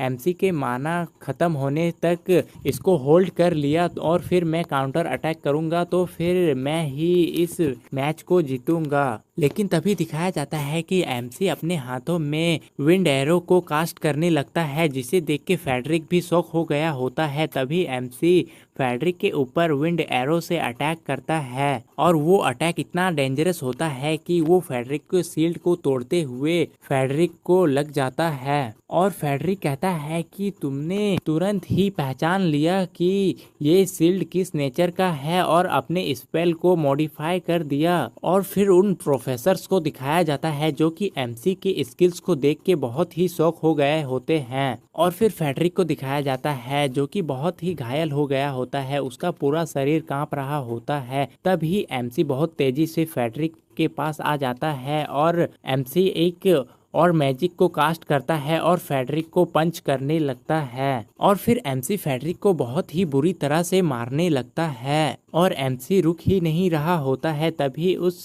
ट्रेनिंग फील्ड वाले प्रोफेसर को दिखाया जाता है जो कि चिल्लाते हुए कहता है कि ये किस तरह का जादू है, जल्दी से इस मैच को रोको, क्या वो सचमुच में मैजिक का इस्तेमाल कर रहा है। और फिर हमारे प्रोफेसर को दिखाया जाता है जो कि ट्रेनिंग फील्ड वाले प्रोफेसर से कहता है कि प्लीज थोड़ा करीब से देखो एमसी के आसपास क्या है। तो वो प्रोफेसर शॉक होते हुए देखता है। तो वो प्रोफेसर शॉक होते हुए कहता है कि वो अपनी बॉडी को माना से कवर करके रखा है जैसे कि एक नाइट आर्मर हो। तो फिर हमारे प्रोफेसर को दिखाया जाता है जो कि सोच रहा होता है कि मुझे नहीं पता कि उसने इसे किस तरह मैनेज किया है, लेकिन ऐसा लगता है कि उसने इसे मैनेज करने का कोई रास्ता निकाल लिया है। और फिर एमसी को दिखाया जाता है जो कि अभी भी फेडरिक को मार रहा होता है। और फिर दिखाया जाता है कि एमसी फेडरिक को मार मार कर जमीन में धंसा दिया होता है। और फिर फेडरिक के साथियों को दिखाया जाता है जो कि इसे देख के बहुत ज्यादा शॉक हो गए होते हैं। और फिर वो ट्रेनिंग ग्राउंड वाला टीचर भी बहुत ज्यादा शॉक हो गया होता है और वो कहता है कि ये नहीं हो सकता है। लेकिन तभी हमारे प्रोफेसर उस प्रोफेसर से कहता है कि तुम क्या कर रहे हो, तुम्हें विनर अनाउंस कर देना चाहिए। और तभी विनर अनाउंस कर दिया जाता है और एमसी उस मैच का विनर होता है। और फिर वो प्रोफेसर एमसी के पास दौड़ते हुए आता है और वो एमसी को कहता है कि तुमने अच्छा किया, अब तुम जा सकते हो। लेकिन एमसी उस प्रोफेसर से कहता है कि अभी ये खत्म नहीं हुआ है। तो वो प्रोफेसर एमसी से पूछता है कि इससे तुम्हारा क्या मतलब है। तो एमसी कहता है कि क्लास के रूल्स के हिसाब से जब तक कि विनर खुद से हार नहीं मान लेता है तब तक वो नेक्स्ट ओपोनेंट को बुला सकता है। और एमसी के बातों को सुन के फेडरिक के साथी बहुत ही ज़्यादा हैरान हो रहे होते हैं, क्योंकि उन्हें पता होता है कि एमसी नेक्स्ट उन्हें ही बुलाने वाला है। और फिर एमसी उन्हें ही बुला लेता है। तभी एमसी को और एक नया मिशन मिल गया होता है, तो एमसी उनसे कहता है कि जल्दी आओ। और फिर सीन चेंज होता है और प्रोफेसर का सीन दिखाया जाता है, जो कि कह रहे होते हैं कि लगातार चौगदा जीत प्रोफेसर की इनसाइड सही में बहुत ही इम्प्रेसिव है। फिर प्रोफेसर कहता है कि तुमने एक ही झलक में एमसी के माना को नोटिस कैसे कर लिया, वैसे तुमने इस ग्रोथ को कैसे अचीव किया। और फिर एमसी के फाइट का सीन दिखाया जाता है और प्रोफेसर उसे याद करके कुछ सोच रहे होते हैं। और फिर सीन चेंज होता है और सिस्टम का सीन दिखाया जाता है, जिसमें कि मिशन कंप्लीट का नोटिफिकेशन आ रहा होता है। और फिर एमसी को दिखाया जाता है, जो कि सिस्टम के नोटिफिकेशन को देख रहा होता है। तो एमसी को रिवॉर्ड के तौर पे सब स्पेस मिल गया होता है और एमसी का दूसरा रिवॉर्ड सब स्पेस के अंदर होता है। तो एमसी उस सब स्पेस को देखते हुए थोड़ा सा हैरान हो रहा होता है। और फिर एमसी उस सब स्पेस के अंदर हाथ डाल के अपने रिवॉर्ड को निकालता है, तो उस सब स्पेस के अंदर से एक मैप बाहर आता है। तो फिर एमसी उस मैप को देखते हुए कहता है कि क्या ये एक मैप ही है ना। तो तभी सिस्टम से एक नोटिफिकेशन आता है और एमसी को एक नया मिशन मिल गया होता है, जिसमें कि एमसी को सबसे पहले उस मैप में मार्क लोकेशन पे पहुंचना होता है। और एमसी जैसे ही उस लोकेशन के करीब चला जाएगा, उस मैप से एक लाइट बाहर आएगा और वो एमसी को गाइड करेगा। तो फिर एमसी उस मिशन को देखते हुए कहता है कि थर्ड सर्कल को अचीव करने के बाद एक चैलेंज मुझे मिला है। और फिर थर्ड सर्कल के बारे में एमसी बताने लगता है। और फिर एमसी कहता है कि रिग्रेसिंग से पहले मैंने बहुत बार कोशिश किया, लेकिन मैं हर बार फेल हो जाता था। तो क्या मैं इस बार इसमें सक्सेस हो पाऊंगा। और मतलब कि एमसी ने अभी तक थर्ड सर्कल को अचीव नहीं किया है। और फिर एमसी उस मैप के प्लेस को देखने लगता है और एमसी एक अजीब सा फेस बनाता है और कहता है कि ये प्लेस कहाँ पे है। तो फिर सीन चेंज होता है और एमसी प्रोफेसर स्टडी लाइब्रेरी में होता है। तो फिर एमसी वहाँ पे बुक्स को ढूंढते हुए कहता है कि शायद मैं प्रोफेसर स्टडी से कुछ जानकारी ढूंढ सकूँ इस प्लेस के बारे में, और नहीं तो फिर मुझे कुछ ना कुछ क्लू तो मिल ही जाएगा। और फिर एमसी बाहरी इलाके की किताबों को पढ़ने लगता है और एमसी कह रहा होता है कि पहले मुझे बाहरी इलाकों से ही शुरुआत करनी चाहिए। और फिर एमसी कहता है कि नेक्स्ट मुझे इंपेरियल कोस्ट के बारे में देखना चाहिए। तो फिर एमसी इंपेरियल कोस्ट के बुक को देखने लगता है। तभी एमसी खुश होते हुए कहता है कि नो वे, इस बुक में मुझे रिकॉर्ड्स मिल गए और ये आउटर सी के बारे में है। तभी फिर कुछ देर बाद का सीन दिखाया जाता है, जहाँ पे एमसी बहुत सारे बुक्स को पढ़ चुका होता है, लेकिन एमसी कहता है कि मुझे कुछ भी नहीं मिला उस प्लेस के बारे में, कोई भी मैच डिटेल्ड नहीं था। और फिर एमसी जाते हुए कह रहा होता है कि मैंने मैप में उस प्लेस को खोजने में बहुत सारा टाइम वेस्ट कर दिया है। फिलहाल मुझे थर्ड सर्कल को अचीव करने पे ध्यान देना चाहिए। तभी एमसी जैसे ही उस लाइब्रेरी से बाहर आता है, बहुत सारे स्टूडेंट एमसी को देख के हंसने लगते हैं। तो एमसी सोच रहा होता है कि इससे कंटेम्प्ट और टॉर्मेंट और भी फीकी पड़ गई है, लेकिन मैं अभी भी अपने दम पर हूँ। और फिर एमसी जाने लगता है। तभी एमसी को कोई आवाज देता है, तो एमसी के पास प्रोफेसर आते हैं और वो एमसी को कहते हैं कि रुको, क्या तुम थोड़ी देर के लिए मुझे देख सकते हो। और फिर प्रोफेसर एमसी को देखने लगते हैं। तो फिर एमसी खुश होते हुए कहता है कि हाँ, मैं समझ गया। और फिर स्काई का सीन दिखाया जाता है और कोई कहता है कि समर वेकेशन बहुत ही जल्द आने वाला है। फिर एमसी और प्रोफेसर को दिखाया जाता है। तो प्रोफेसर एमसी से पूछ रहे होते हैं कि क्या तुम्हारे पास छुट्टी का कोई प्लान है। तो एमसी प्रोफेसर से कहता है कि अभी नहीं है। तो प्रोफेसर एमसी से प्रोफेसर के मैजिकल रिसर्च में ज्वाइन करने के लिए पूछते हैं। और फिर प्रोफेसर एमसी से कहते हैं कि मेरे रिसर्च के रिजल्ट के हिसाब से तुम इसके ऑथर्स के तौर पे भी अपने नाम को रजिस्टर करवा सकते हो। तो फिर प्रोफेसर एमसी से पूछते हैं कि तुम्हें मेरे प्रपोजल के बारे में क्या सोच रहे हो। तो फिर एमसी प्रोफेसर के रिसर्च बुक को देखने लगता है। तो प्रोफेसर एमसी से पूछता है कि तुम क्या सोच रहे हो। तो फिर एमसी अपने प्रोफेसर से माफी मांगता है, मतलब कि एमसी ने अपने प्रोफेसर को ना कर दिया है। और फिर सीन चेंज होता है और मालदीवा सी को दिखाया जाता है, जहाँ पे डारिया कह रही होती है कि ये मेरा होम टाउन है लेकिन ये बहुत ही ब्यूटीफुल है। और फिर दिखाया जाता है कि डारिया आराम से सी के किनारे एक ब्रेक पे होती है और वो कहती है कि मेरे ब्रेक को बहुत ज़्यादा समय हो गया था। और फिर डारिया कहती है कि मैंने किंगडम के गार्डियन के तौर पे काम किया और मैजिकल रिसर्च को भी सबमिट किया, यहाँ तक कि मैंने मिशंस के लिए डिसाइपल्स का भी देखभाल किया है। और फिर डारिया अपने पास्ट को याद करने लगती है और वो बहुत सारे लोगों के सामने खड़ी होती है। तभी वो 963 कहती है और फिर वो अपने हाथ में मैजिक को कास्ट करने लगती है और वो कहती है कि ये 3 नंबर मैच के लिए बहुत ही स्पेशल नंबर है। तो फिर 2 लड़कों को दिखाया जाता है जो कि बहुत ही शौक हो गए होते हैं। और फिर बताया जाता है कि 9th सर्कल सिग्निफाई करता है कि जो भी मैजिक के पाथ पे चल रहे हैं वो अपने पीक लेवल पे होते हैं। और फिर बताया जाता है कि 6th सर्कल के कल्टीवेशन से मेज और आर्च मेज दोनों बनने की जर्नी को दर्शाया जाता है। और फिर बताया जाता है कि 3rd सर्कल मेज बनने की जर्नी का शुरुआत होता है। और फिर डारिया को दिखाया जाता है जो कि कहती है कि शुरुआत। और फिर वो एमसी को याद करने लगती है और कहती है कि मुझे आश्चर्य है कि क्या वो बच्चा अच्छा कर रहा है।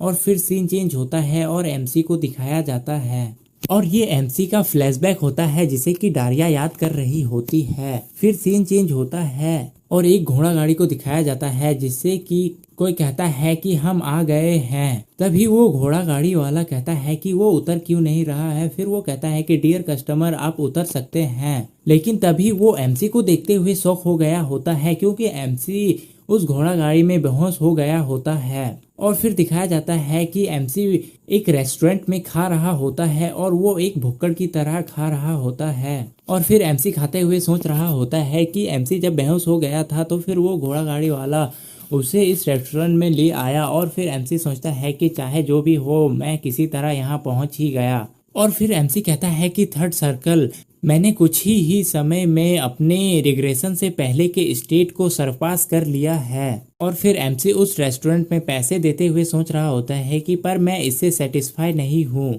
मुझे और आगे जाना है। तभी सिस्टम से नोटिफिकेशन आता है कि एमसी के पास एक मिशन पहले से ही होता है और वो मिशन होता है कि एमसी को उस मैप में मार्क लोकेशन पे पहुंचना है और बाकी के मिशंस को कंप्लीट करना है। और फिर सिस्टम कहता है कि अगर तुम उस लोकेशन के सामने पहुंच गए तो फिर लाइट तुम्हें गाइड करेगा। और फिर एमसी उस मैप को देखते हुए सोच रहा होता है कि मुझे उस मैप में मार्क लोकेशन को ढूंढना तो है लेकिन ये मेरी पहली यात्रा है। तभी कोई पीछे से आवाज देता है और वो कहता है कि पम्पियो वोल्केनो टूर पे जाने के लिए बेस्ट गाइड के साथ जाएं, जिसे कि एमसी सुनता है।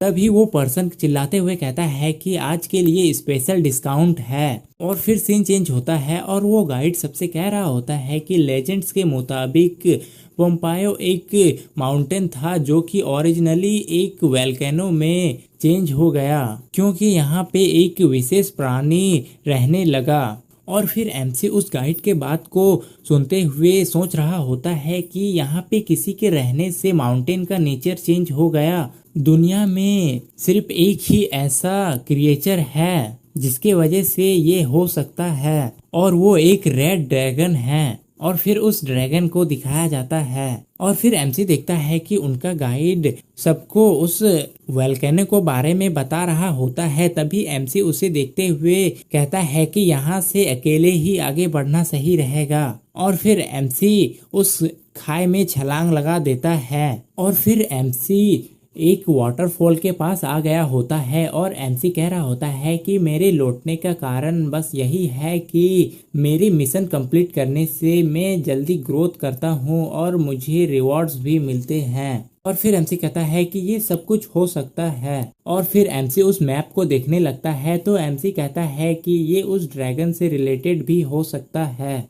फिर एमसी उस मैप को देख ही रहा होता है, तभी उस मैप से एक लाइट बाहर आती है और वो एक बॉल के जैसा बन जाती है और फिर वो लाइट आगे जाने लगती है। तो फिर एमसी उस लाइट को फॉलो करते हुए कहता है कि इसका मतलब कि यही था कि लाइट मुझे गाइड करेगा, मुझे इस लाइट के पीछे जाना है। और फिर वो लाइट वाटरफॉल के अंदर चली जाती है। तो फिर एमसी कहता है कि तो वो लाइट वाटरफॉल के अंदर चली गई। तभी एमसी एक वाइंड एरो को क्रिएट करता है और उस वाटरफॉल में मार देता है, जिससे कि उस वाटरफॉल में एक होल सा बन जाता है, जिससे एमसी उस वाटरफॉल के अंदर चला जाता है। और फिर एमसी उस वाटरफॉल के अंदर जाते हुए सोचता है कि मैंने सोचा था कि यहाँ पे कोई लावा गुफा होगा, लेकिन और फिर एमसी कहता है कि इसमें कोई आश्चर्य नहीं है कि इस जगह के बारे में किसी को भी नहीं पता होगा। तो फिर एमसी कहता है कि यहाँ पे लिखा हुआ है कि जब तक मैं अपने थर्ड सर्कल को नहीं बना लेता मुझे आगे नहीं जाना चाहिए, मुझे यहीं पे वेट करना चाहिए, लेकिन मुझे यहाँ पे कोई भी मॉन्स्टर या एनिमल नहीं दिख रहा है। तो एमसी आगे जाने लगता है और फिर एमसी जैसे ही आगे जाता है वहाँ पे कुछ पिलर्स होते हैं। तो एमसी उन पिलर्स को देखते हुए कहता है कि यहाँ पे तो पिलर्स हैं।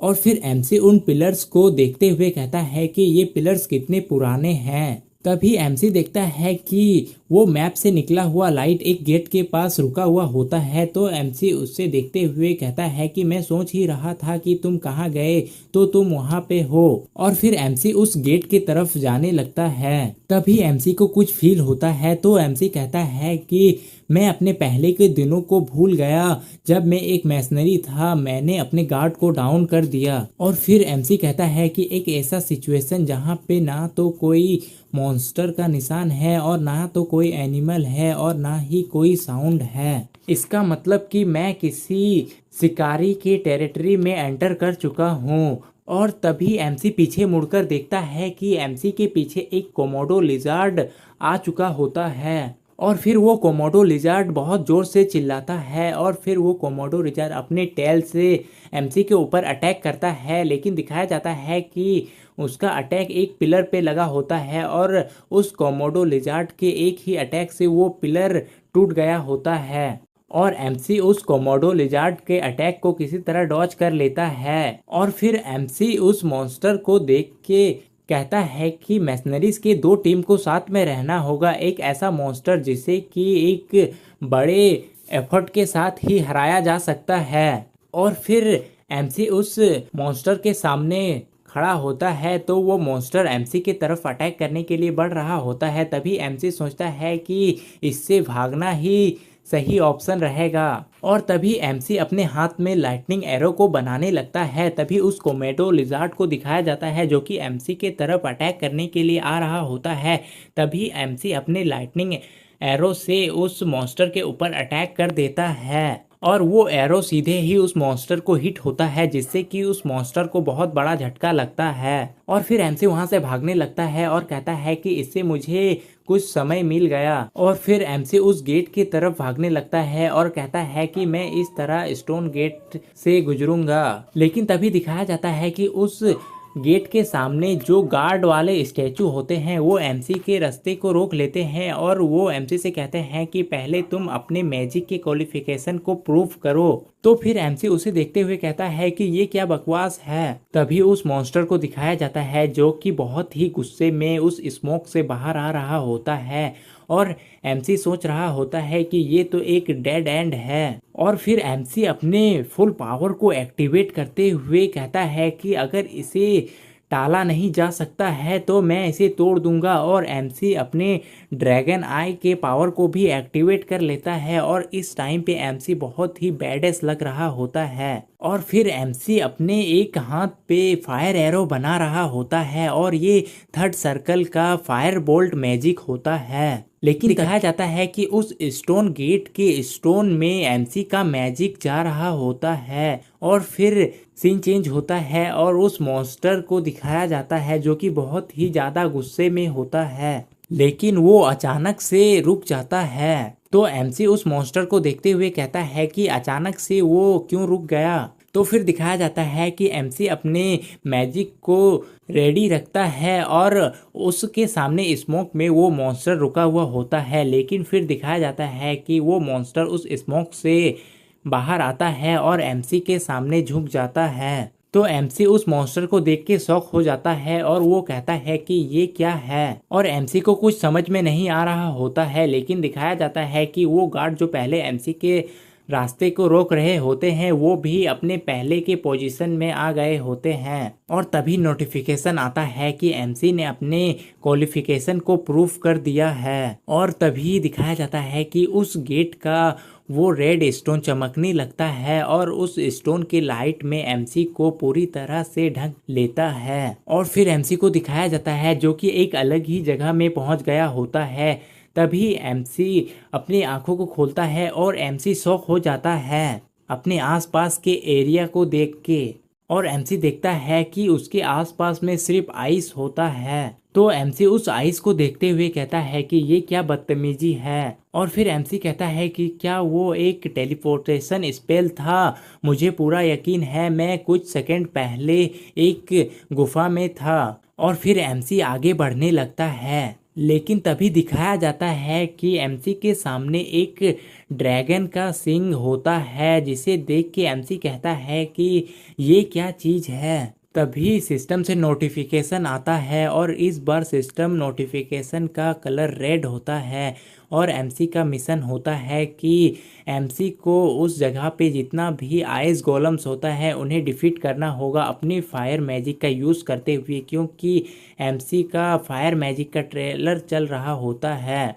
और एमसी का इस मिशन का रिवॉर्ड अननोन होता है। और तभी एमसी कहता है कि आइस गोलम, और फिर एमसी अपने चारों तरफ देखने लगता है। तो फिर वहाँ पे जितने भी स्टैचू होते हैं उन्हें देख के एमसी कहता है कि अगर ये आइस गोलम, फिर एमसी कहता है कि ये आइस गोलम हो सकते हैं। तभी दिखाया जाता है कि वहाँ पे जितने भी आइस गोलम होते हैं वो सारे एक्टिवेट हो जाते हैं। तो एमसी कहता है कि तुम चाहते हो कि मैं इन सब से अकेले निपटूं। तो फिर एमसी अपने फायर पावर को एक्टिवेट करते हुए कहता है कि ये तो बहुत ज़्यादा हो रहा है, और फिर एमसी अपने फायर अटैक को उस गोलम के ऊपर कर देता है। और फिर एमसी कहता है कि मुझे उन गोलम्स को डिफीट करने के लिए मुझे उनके कोर को डिस्ट्रॉय करना होगा। लेकिन तभी दिखाया जाता है कि वो गोलम स्मोक से बाहर आ रहा होता है। तो उसे देख के एमसी कहता है कि मेरे अटैक से सिर्फ इसे एक क्रैक ही पड़ा है। और फिर एमसी गुस्सा करते हुए कहता है कि मुझे आश्चर्य है कि ये कितनी बर्फ से बना है। तो फिर एमसी कहता है कि अगर फ्लेम्स वर्क नहीं करेंगे तो फिर मैं अपने विंड मैजिक का इस्तेमाल करूंगा। और तभी एमसी अपने विंड मैजिक को कास्ट करने लगता है, लेकिन तभी देखता है कि एमसी अपने विंड मैजिक को कास्ट नहीं कर पा रहा होता है। तो एमसी कहता है कि ये क्या हो रहा है, मैजिक कास्ट क्यों नहीं हो रहा। तभी वो गोलम एमसी के तरफ अटैक करने के लिए आ रहा होता है। तो फिर एमसी अपने लाइटनिंग अटैक को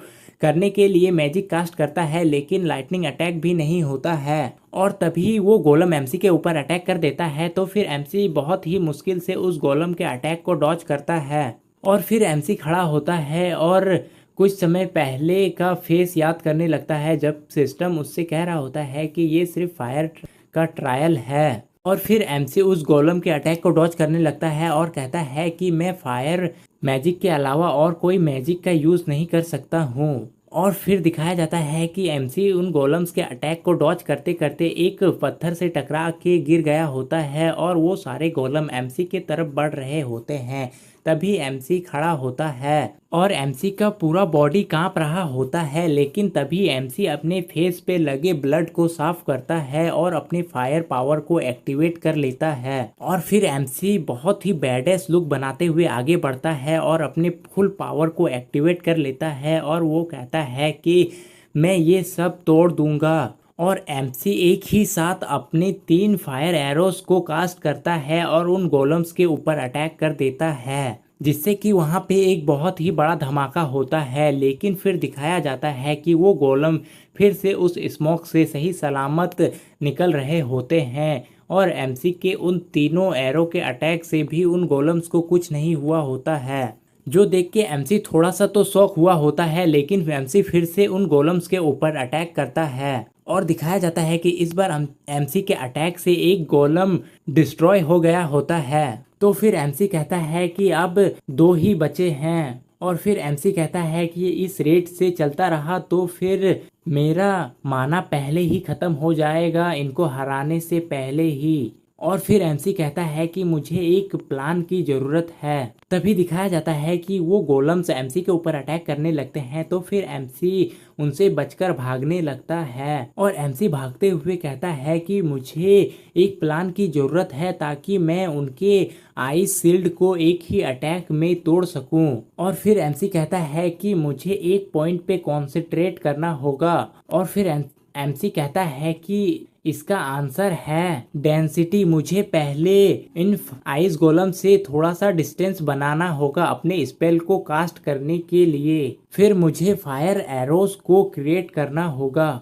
और एमसी फायर एरो को क्रिएट कर लेता है और फिर एमसी कहता है कि इस फायर एरो को मिड रेंज फार्मूला से कंबाइन करना होगा और उसमें फायर बोल्ट के रिप्लिकेशन फार्मूला को ऐड करना होगा। और फिर एमसी उन सारे स्टेप्स को करने लगता है और कहता है कि और लास्टली इन सब को कॉन्डेंस करना होगा। और दिखाया जाता है कि एमसी ने 4 फायर एरो को कास्ट कर लिया होता है और फिर एमसी कहता है कि यही है कंप्रेशन का फॉर्मूला। और फिर एमसी उन चारों एरोस को साथ में मिलाने लगता है और एमसी उन सारे एरोस को कंप्रेस करने लगता है। तभी दिखाया जाता है कि वो आइस गोलम एमसी के तरफ अचानक से अटैक करने के लिए आने लगते हैं और उनका अटैक एमसी को लगने ही वाला होता है। तो एमसी चिल्लाते हुए कहता है कि प्लीज पहले ही मर्ज हो जाओ। और फिर वो सारे एरोज मर्ज हो जाते हैं, जिससे कि वहाँ पे एक बड़ा सा ब्लास्ट होता है और फिर वो आइस गोलम को दिखाया जाता है जो कि एमसी के ऊपर अटैक करने के लिए आ रहा होता है। उस ब्लास्ट से उस गोलम के चेस्ट पे एक बड़ा सा गड्ढा हो गया होता है, जिससे कि वो गोलम वहीं पे डिस्ट्रॉय हो गया होता है। और फिर एमसी को दिखाया जाता है जो कि उन सारे एरोस को कंप्रेस करके एक स्पेयर में बदल दिया होता है और एमसी का वो ड्रैगन आई भी एक्टिवेट हो गया होता है, जिससे कि एमसी बहुत ही बैडेस दिख रहा होता है और वो धीरे धीरे उन बाकी के गोलम्स के तरफ आगे बढ़ रहा होता है। तभी सिस्टम से नोटिफिकेशन आता है कि एमसी का फायर एलिमेंट पे अंडरस्टैंडिंग ग्रेटली इंक्रीज हो गया है। तो फिर एमसी उस स्पेयर को देखते हुए कहता है कि मैं इसे फील कर सकता हूँ, 5th सर्कल का पावर को मैं फील कर सकता हूँ। और फिर एमसी कहता है कि इस स्पेयर को बनाने रखने में मुझे बहुत ही ज्यादा माना यूज करना हो रहा है, लेकिन मैं इसे 6 टाइम कर सकता हूँ। और फिर एमसी बहुत ही तेजी से उन गोलम्स के तरफ आगे बढ़ने लगता है और वो गोलम्स भी एमसी के तरफ आगे बढ़ रहे होते हैं। लेकिन तभी दिखाया जाता है कि एमसी बहुत ही तेजी से उन गोलम्स को हिट करते हुए आगे बढ़ रहा होता है और एमसी के एक ही अटैक से वो सारे गोलम डिस्ट्रॉय हो रहे होते हैं। और फिर एमसी कहता है कि और 4 बचे हैं। फिर एमसी एक अटैक करता है जिससे कि 2 गोलम्स और डिस्ट्रॉय हो जाते हैं। तो फिर एमसी कहता है कि और 2 बचे हैं और फिर एमसी उनपे भी अटैक करने जाता है, लेकिन उन दोनों में से एक गोलम एमसी के ऊपर अटैक कर देता है, जिसे कि एमसी इजीली डॉज कर लेता है। और फिर एमसी उस गोलम के अटैक को डॉज करते हुए कहता है कि मैं एक बार इसे नीचे ले आऊं। और फिर दिखाया जाता है कि एमसी एक अटैक करता है जिससे कि वो गोलम 2 पार्ट्स में डिवाइड हो जाता है। फिर एमसी उस लास्ट वाले गोलम को कहता है कि तुम ही आखिरी बचे हो। लेकिन तभी वो लास्ट गोलम एमसी के ऊपर अटैक कर देता है, जिसे कि एमसी डॉच नहीं कर पाता और एमसी दूर फेंक जाता है। तो फिर एमसी कहता है कि अब मेरे पास सिर्फ एक ब्रेथ के लायक ही माना बचा है। और फिर दिखाया जाता है कि एमसी का स्पेयर का पावर भी कम हो रहा होता है। लेकिन तभी एमसी फिर से खड़ा हो जाता है और कहता है कि उस मामले में, और फिर एमसी अपने स्पेयर में अपना जितना भी लास्ट पावर होता है उसे लगा देता है और उस गोलम की तरफ फेंक देता है अपने स्पेयर को। तो फिर एमसी कहता है कि यह मेरा फाइनल स्ट्राइक है, तो प्लीज उसे टुकड़े टुकड़े कर दो। और फिर दिखाया जाता है कि एमसी का स्पेयर डायरेक्ट ही उस गोलम को हिट होता है, जिससे कि वो गोलम पूरी तरह डिस्ट्रॉय हो जाता है और एमसी का स्पेयर उस गोलम को जहाँ पे लगा होता है वहाँ पे बहुत बड़ा गड्ढा हो गया होता है और फिर वहाँ पे बहुत ज्यादा स्मोक हो गया होता है। तो फिर एमसी उस स्मोक के अंदर जाके उस गोलम को देखता है कि वो गोलम डिस्ट्रॉय हो गया होता है। तो फिर एमसी कहता है कि फाइनली मैंने इसे कर लिया। और तभी दिखाया जाता है कि एमसी वहीं पे बेहोश हो गया होता है और तभी सिस्टम से नोटिफिकेशन आता है कि एमसी ने अपने मिशन को कंप्लीट कर लिया है और एमसी को रिवॉर्ड के तौर पे वो किंग्स का हॉर्न मिलता है, जो कि प्योरिफिकेशन ऑफ फायर होता है। अपनी आंखें खोलता है तो एमसी कहता है कि मैं कहाँ हूँ और दिखाया जाता है कि एमसी बहुत सारे चेनों से बंधा हुआ होता है। तभी सिस्टम से नोटिफिकेशन आता है कि एमसी को फॉरगेटन किंग का हॉर्न रिवॉर्ड के तौर पे मिलता है। तो एमसी उस नोटिफिकेशन को देख के कहता है, फॉरगेटन किंग क्या उस टेंपल में फायर ड्रैगन का हॉर्न नहीं था? लेकिन क्या ये सचमुच में एक रिवॉर्ड है? तभी कोई कहता है कि ये उस पर्सन के लिए है जो फायर ऑफ ट्रायल को पास करके एसएस के एग्जिस्टेंस तक पहुंच चुका है। तो फिर एमसी कहता है कि क्या ये बचा हुआ विचार है? मुझे फील हो रहा है कि ये टूट रहा है। फिर उस हॉर्न को दिखाया जाता है। तभी एक वॉइस एमसी से कहता है कि मैं तुम्हें किंग्स के पावर का फ्रेगमेंट दे रहा हूँ और वो हॉर्न एमसी की तरफ आने लगता है। तो फिर उसे देखकर एमसी भी शॉक हो जाता है और फिर दिखाया जाता है कि वो हॉर्न सीधे एमसी के पेट में घुस जाता है। तो फिर एमसी बहुत जोरों से चिल्लाता है और फिर हम देखते हैं कि वो हॉर्न एक बहुत ही इंसेन लेवल का पावर एमसी के अंदर डालने लगता है, जिससे कि एमसी की पूरी बॉडी में एक रेड कलर की एनर्जी जाने लगती है। तभी वो वॉइस एमसी से कहता है कि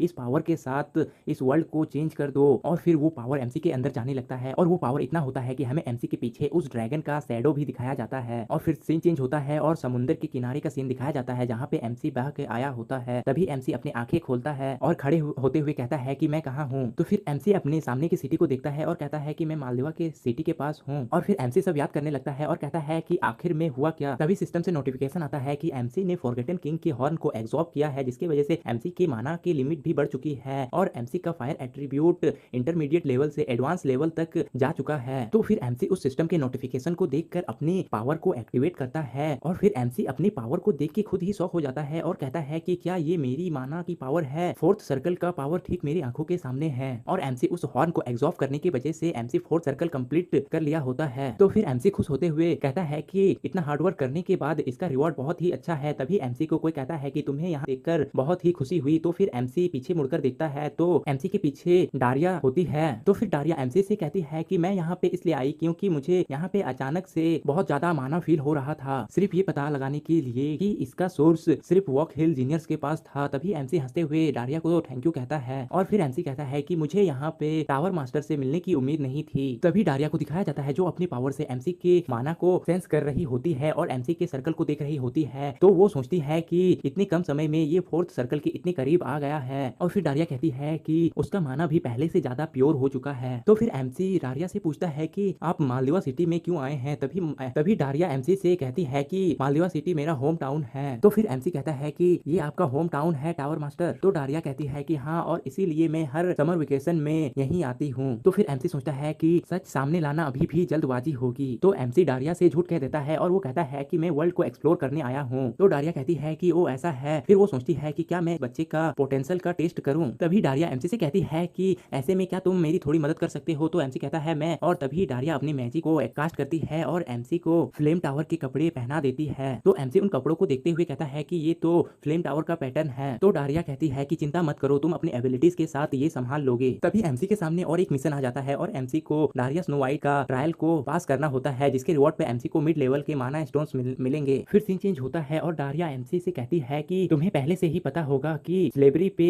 हमारे कानून के हिसाब से स्लेवरी पे पे रॉक लगाया गया है। इसीलिए वैसे शिप्स जो कि स्लेव्स को ले जाते हैं उन्हें डॉक में जाने के लिए अलाउ नहीं किया जाता है। लेकिन कुछ स्लेव ट्रेडर्स मालदीवा सिटी के बाहर में एक डॉक बनाना चाहते हैं और डॉक का मतलब बंदरगाह होता है जहाँ पे शिप्स रुकते हैं। तो फिर एमसी और डारिया को दिखाया जाता है जो कि एक छोटे से बोट से जा रहे होते हैं। तभी डारिया एमसी से कहती है कि मैं इस मामले को खुद ही संभाल सकती हूँ, लेकिन इस बार हमें सारे ऑर्फन्स जो कि उन लोगों ने होस्टेज बनाए हैं उनको रेस्क्यू करना है और सारे शिप को सेफ रखना है, इसीलिए हमें कुछ अलग टैक्टिक्स की जरूरत है। तभी एमसी डारिया से कहता है कि आप डुअल मिशन से स्ट्रगल कर रहे हैं। तभी डारिया एमसी से कहती है कि तुम बहुत जल्दी बातों को पकड़ लेते हो। तो फिर एमसी कुछ नहीं कहता है और सोचता है कि अगर फ्लेम टावर रिक्वेस्ट करता तो फिर सैकड़ों जादूगर इस जगह पे आ जाते, फिर भी इसके अलावा सिर्फ मुझे असिस्टेंट का रिक्वेस्ट। और एमसी यही सब सोच रहा होता है। तभी दिखाया जाता है कि एमसी का बोट उस शिप के पास पहुंच चुका होता है। तो डारिया एमसी से कहती है कि अब से जो भी यहाँ पे घटना घटेगी हो सकता है कि वो तुम्हारे लिए बोझ बनती है, लेकिन एक गार्जियन का नोबल बहुत महान है लेकिन उसके वेट के बिना नहीं। और फिर एमसी डारिया की बातों को सुन के कुछ नहीं कहता है और एमसी अपने मन में ही सोचता है कि एक गार्जियन की डेस्टिनी। तभी डारिया हवा में चली जाती है और हवा से शिप को देखते हुए कहती है कि क्या हमें उनकी अटेंशन अपनी तरफ आकर्षित करनी होगी। और फिर डारिया अपनी पावर को रिलीज करने लगती है और दिखाया जाता है कि डारिया की पावर की वजह से वहाँ पे एक पर्पल मून जैसा दिख रहा होता है। तभी शिप के सारे पायरेट्स को दिखाया जाता है जो कि डारिया के ऊपर अटैक करने के लिए बहुत जल्दी जल्दी अपनी अपनी जगह पे जा रहे होते हैं। तभी वो सारे पायरेट्स डारिया के ऊपर अटैक कर देते हैं, लेकिन उन पायरेट्स के एरो डारिया के शील्ड को पार नहीं कर पा रहे होते हैं। तो वो पायरेट्स कहते हैं कि ये अटैक वर्थ इट नहीं है। और फिर डारिया का सीन दिखाया जाता है जो कि अपनी पावर को एक्टिवेट करते हुए उनसे कहती है कि तुम लोग बहुत बेवकूफ हो जो मेरे होमलैंड में छुपने की कोशिश कर रहे थे, तो चलो देखते हैं कि तुम्हारी स्किल्स है इस दुस्साहस को मैच करने का। और फिर डारिया अपनी फायर पावर को उस शिप में भेजने लगती है तो वो फायर उस शिप में गिर जाता है और एक पायरेट को दिखाया जाता है जो कि उस फायर के ऊपर पैर रख के उसे बुझाने की कोशिश करता है। तो उससे बाकी पायरेट्स कहता है कि तुम क्या कर रहे हो, फायर के साथ खिलवाड़ मत करो। लेकिन तभी दिखाया जाता है कि वो सारे फायर ड्रॉप्स फायर मॉन्स्टर में बदल जाते हैं और वो सारे फायर मॉन्स्टर उन सभी पायरेट्स को घेर लेते हैं। फिर सीन चेंज होता है और हम एमसी को देखते हैं, वो भी उस शिप में आ चुका होता है और एमसी डारिया की फायर मॉन्स्टर को देखते हुए कहता है कि डारिया के मैजिक ने तो सिंगल हैंडली उस पूरे शिप को टेक डाउन कर लिया है। तभी हम देखते हैं कि उन सभी पायरेट्स में से एक पायरेट उस फायर मॉन्स्टर के ऊपर अटैक कर देता है। तो एमसी उस फायर मॉन्स्टर को देखते हुए सोच रहा होता है कि सचमुच में इसे एक पर्सन की तरह देखना। और तभी हम देखते हैं कि उस पायरेट्स ने जिसने की उस फायर मॉन्स्टर के ऊपर अटैक किया होता है वो फायर मॉन्स्टर अपना शेप बदल लेता है और वो उस पायरेट को पूरी तरह से जला देता है, जिसे देखकर एमसी भी शॉक हो जाता है और सोचता है कि उसने एक ही पल में अपने फॉर्म को चेंज कर लिया। और फिर बाकी पायरेट्स को दिखाया जाता है, वो उसको देख के बहुत ज्यादा डर रहे होते हैं और वो कहते हैं कि ये तो अपनी शेप को भी चेंज कर रहे हैं। फिर एमसी अपने पीछे के गेट को देखते हुए कहता है कि ये हैरान होने का टाइम नहीं है और फिर एमसी उस गेट के अंदर जाने लगता है और कहता है कि जब तक डारिया उनके अटेंशन को होल्ड करती है तब तक मैं पीपल्स को सेव कर लेता हूँ। तभी हमें शिप के नीचे का सीन दिखाया जाता है जहाँ पे सारे स्लेव्स को रखे होते हैं। वहाँ पे एक पायरेट ऊपर की आवाजों को सुनते हुए कहता है कि ऊपर क्या हो रहा है। तो उस पायरेट की बातों को सुन के स्लेव्स कहते हैं कि लगता है कि नेवी आ चुकी है, हम बच गए। तभी वो पायरेट उनके पास आ जाते हैं और उन्हें कहते हैं कि चाहे जो भी हो जाए लेकिन तुम लोग हमारी पकड़ से नहीं बच पाओगे, समझ गए। लेकिन तभी एमसी उसे पीछे से पकड़ लेता है और कहता है लाइटनिंग। और दिखाया जाता है कि उस पायरेट को बहुत बड़ा शॉक लगा होता है और वो पायरेट वहीं पे नॉक हो गया होता है। तो एमसी सोचता है कि सब लोग टैग पर नहीं थे। तभी एक स्लेव को दिखाया जाता है जो एमसी से पूछता है कि क्या तुम हमें बचाने के लिए आए हो। तो फिर एमसी उस स्लेव की आवाज को सुनकर कहता है कि हाँ, लेकिन तुम लोग अभी भी यहाँ सेफ हो जब तक कि हम सारे पायरेट्स को क्लियर नहीं कर देते हैं। भी उस स्लेव को दिखाया जाता है, वो स्लेव एमसी की बातों को सुनकर गॉड को थैंक्स करने लगते हैं और वो कहता है कि गॉड्स ने हमारी प्रेयर का आंसर दे दिया। तो एमसी उस स्लेव को देखते हुए कहता है कि इस तंग जगह में कितने सारे लोग फंसे होंगे। तभी एमसी कुछ देख के चौंक जाता है और फिर एमसी देखता है कि उस केज में एक बच्चा भी होता है। तो एमसी बहुत ही गुस्से में आ जाता है और कहता है कि वो लोग एक बच्चे को भी स्लेव के तौर पे बेच रहे हैं। लेकिन दिखाया जाता है कि वहाँ पे और भी पायरेट्स आ जाते हैं और वो कहते हैं कि एमसी वहाँ पे है। और वो पायरेट्स देखते हैं कि एमसी के पास एक पायरेट गिरा हुआ होता है जिसे एमसी ने अपने इलेक्ट्रिक अटैक से डाउन किया होता है। तभी वो पायरेट गुस्से में अपने साथियों से कहता है कि उस कमीने को पकड़ लो। तो फिर बाकी पायरेट्स एमसी की तरफ अटैक करने के लिए जाने लगते हैं। तभी एमसी अपने इलेक्ट्रिक अटैक को एक्टिवेट कर लेता है और कहता है कि तुम्हें पकड़ना मेरा काम है। और एमसी का अटैक का नाम होता है चेन लाइटनिंग, जो कि सेकंड सर्कल का मैजिक होता है। तब हम देखते हैं कि एमसी के एक ही अटैक से सारे पायरेट्स डाउन हो गए होते हैं और वो पायरेट्स कहते हैं कि एक मेज। और फिर वो पायरेट कह रहा होता है कि जब वाइस कैप्टन आता है तब लाइटनिंग। और फिर सीन चेंज होता है और दिखाया जाता है कि एमसी और आगे जा रहा होता है। तभी एमसी एक पिंजरे के सामने रुक जाता है। तो फिर एमसी कहता है कि इस प्रिजन में क्या है। तभी उस पिंजरे के अंदर से कोई एमसी से पूछता है कि क्या तुम फ्लेम टावर के मैजिशियन हो। तो फिर एमसी अपने मैजिक की मदद से वहाँ पे लाइट को क्रिएट करता है। तभी वो देखता है कि उस पिंजरे के अंदर एल्फ होते हैं। तो एमसी कहता है एक एल्फ। तभी वो एल्फ एमसी के कपड़े में बने पैटर्न को देखते हुए कहता है कि क्या वो एक फ्लेम टावर का मैजिशियन है। तो एमसी सोचता है कि क्या इस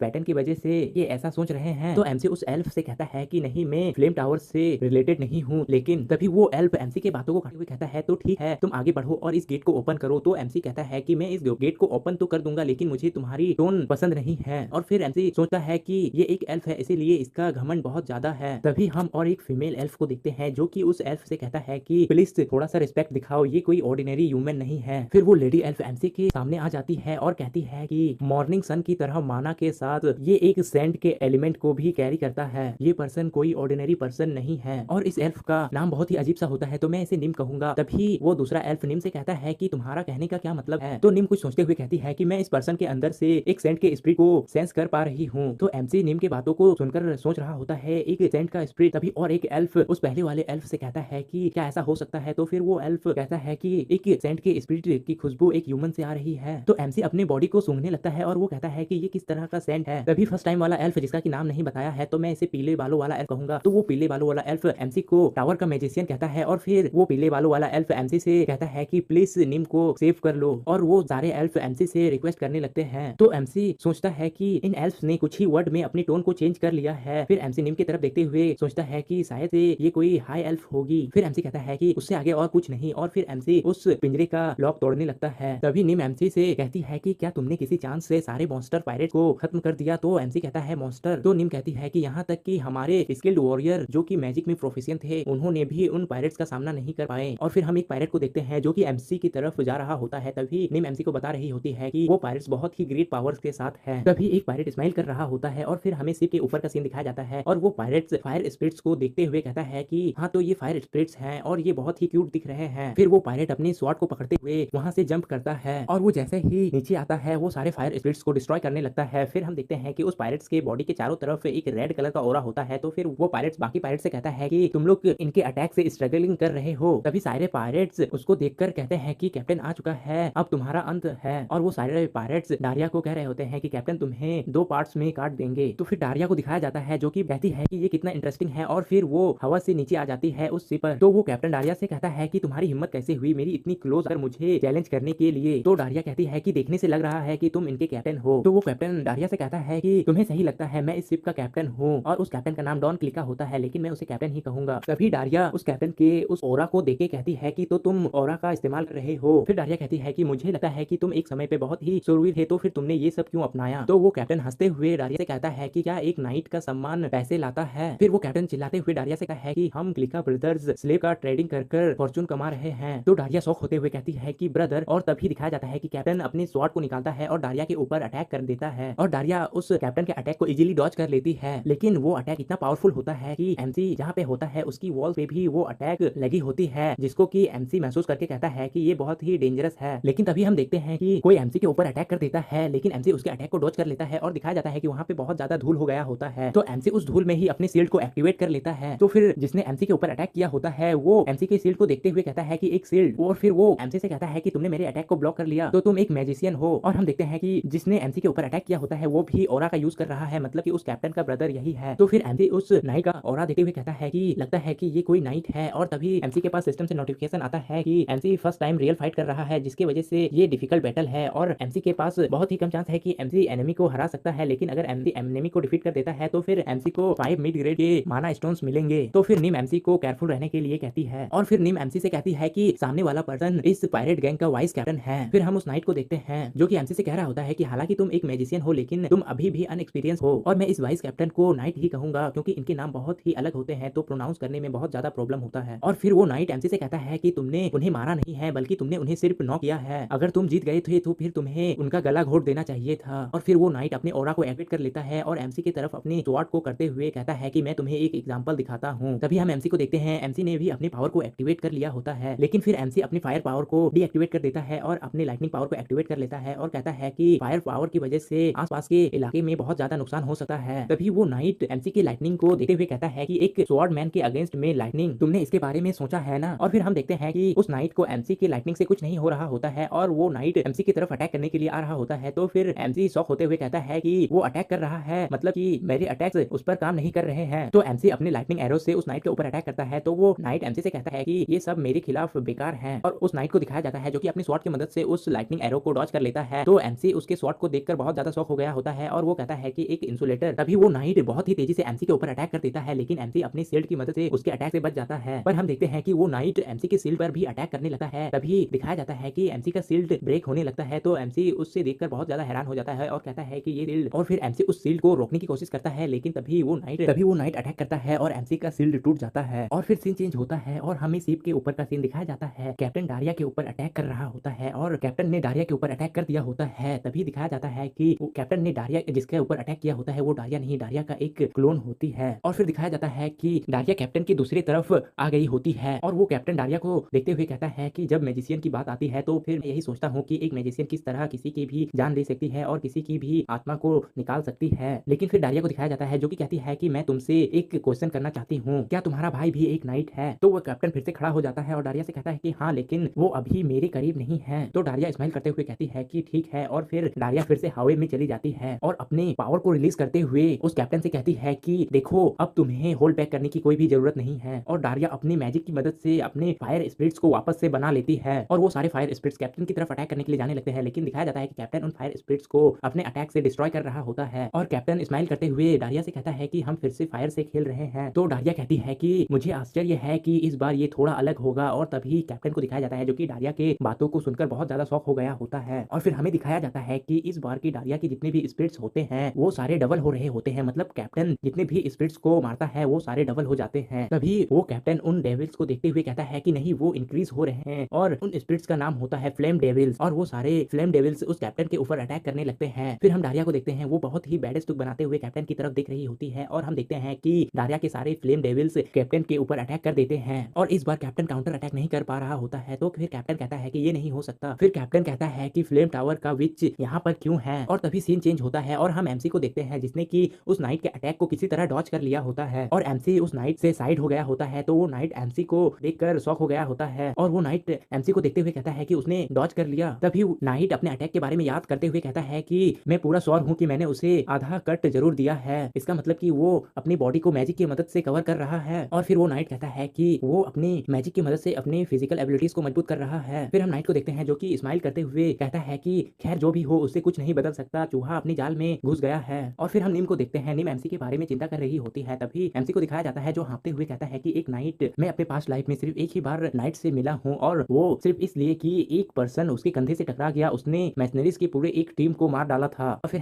हम एमसी के पास लाइफ को देखते हैं कि एमसी घायल बैठा हुआ होता है और वो नाइट एमसी के सामने से जा रहा होता है और तभी एमसी कहता है कि वो एक मैजिशियन था जिसने उसकी पागलपन को रोका था। और हम देखते हैं कि एक मैजिशियन और वो नाइट फाइट कर रहा होता है। तो फिर एमसी कहता है कि उस मैजिशियन ने जिस तरीके का इस्तेमाल किया था वो था। और फिर सीन प्रेजेंट में आता है और एमसी अपने शील्ड को एक्टिवेट कर लेता है। तभी वो नाइट एमसी के शील्ड पर अटैक करने लगता है और उस नाइट के अटैक से एमसी का शील्ड क्रैक होने लगता है। तभी एमसी शील्ड के अंदर ही और एक शील्ड बना देता है। तो फिर वो नाइट का अटैक की वजह से पहले वाला शील्ड टूट जाता है लेकिन दूसरा शील्ड रह जाता है। तो वो नाइट कहता है कि उसने फिर से ब्लॉक कर लिया। और फिर हम एमसी को देखते हैं, एमसी अपनी विंड एरो को बना लेता है और उस नाइट के ऊपर अटैक कर देता है। और एमसी जैसे ही उस नाइट के ऊपर अटैक करता है एमसी पीछे हट जाता है। और फिर हम देखते हैं कि एमसी के अटैक की वजह से वो नाइट डैमेज हुआ होता है लेकिन उसे ज्यादा डैमेज नहीं हुआ होता है। तभी एमसी के मुंह से ब्लड आने लगता है। तो एमसी कहता है कि मेरा बहुत ज्यादा ब्लड बह चुका है। फिर दिखाया जाता है कि एमसी उस एल्फ के पिंजरे का लॉक तोड़ देता है और उन एल्फ से कहता है कि तुम सब लोग आओ। तभी नामी एमसी को थैंक्स करती है और वो कहती है कि हम तुम्हारे कर्जदार हैं। तो एमसी नामी से कहता है कि यहाँ से तुम मेरी बातों को फॉलो करो। तभी हम देखते हैं कि नाइट एमसी और नामी को बात करते हुए देख रहा होता है। तो फिर नाइट एमसी से कहता है कि मुझे सबसे पहले तुम्हारे सर को पकड़कर शुरुआत करनी चाहिए थी। तो फिर एमसी उसकी आवाज को सुनकर थोड़ा सा शॉक होते हुए सोचता है कि मुझे यकीन है कि मैंने अभी ही उस पर अटैक किया था। और वो नाइट एमसी की तरफ आने लगता है। तो फिर एमसी नीम से कहती है कि तुम सारे लोगों को लेकर डेक की तरफ भाग जाओ। तो फिर वो पीले बालू वाला एल्फ कहता है कि तुम्हारा मतलब क्या है, लेकिन तभी नीम कहती है कि हम समझ गए। तभी नाइट हंसने लगता है और वो एमसी से कहता है कि क्या तुम उन स्लेव्स को बचाने का जोखिम भी उठा सकते हो। और तभी वो नाइट बहुत ही तेजी से एमसी के ऊपर अटैक करने के लिए चला जाता है लेकिन एमसी अपने शील्ड की मदद से उस नाइट के अटैक को ब्लॉक कर लेता है। और फिर नाइट एमसी के शील्ड पर दोबारा अटैक करता है और एमसी के शील्ड को तोड़ देता है और नाइट कहता है कि उसे लड़ने का दोबारा मौका मत दो। और फिर हम देखते हैं कि वो नाइट स्माइल कर रहा होता है और एमसी शील्ड पे शील्ड बनाते जा रहा होता है और नाइट उसके शील्ड को तोड़ते जा रहा होता है। और फिर हम देखते हैं कि नीम बाकी सारे स्लेव को वहां से निकाल रही होती है। तभी एमसी कहता है कि बस थोड़ा सा और, जब तक कि सब यहाँ से निकल ना जाए। तभी नीम एमसी से कहती है कि सब कोई सेव है, अब यहाँ से सब कोई निकल चुके हैं। तो फिर वो नाइट हंसने लगता है और वो एमसी से कहता है कि तुम्हें अभी भी लग रहा है कि ये सिचुएशन बदलेगा। और एमसी कहता है कि हाँ। और फिर दिखाया जाता है कि एमसी अपनी फायर मैजिक को एक्टिवेट कर लेता है, जिसकी मदद से आसपास की सारी जगहों में आग लग जाती है और एमसी के फायर मैजिक को देखकर वो नाइट भी शॉक हो गया होता है। और फिर हम एमसी को देखते हैं जो कि सिल्क के अंदर ही स्माइल कर रहा होता है और एमसी ने अपने ड्रैगन आई को भी एक्टिवेट कर लिया होता है और एमसी कहता है कि क्योंकि अब तुम्हें कुचलने की बारी है। फिर हम देखते हैं कि नाइट अभी भी एमसी के शील्ड पर अटैक कर रहा होता है, लेकिन फिर नाइट एमसी के ड्रैगन आई को देखकर पीछे हट जाता है और कहता है कि उसके आसपास का माहौल बदल गया है और नाइट भी एमसी को देखकर थोड़ा सा डर चुका होता है और वो कहता है तो फाइनली क्या वो मारने के लिए तैयार है। और फिर हम देखते हैं कि नाइट फिर से एमसी के शील्ड पर अटैक करने के लिए बहुत तेजी से आगे बढ़ रहा होता है और नाइट एमसी से कहता है कि मैं तुम्हें शील्ड के साथ ही छेद दूंगा, लेकिन नाइट कुछ देखकर हैरान हो चुका होता है और दिखाया जाता है कि एमसी अपने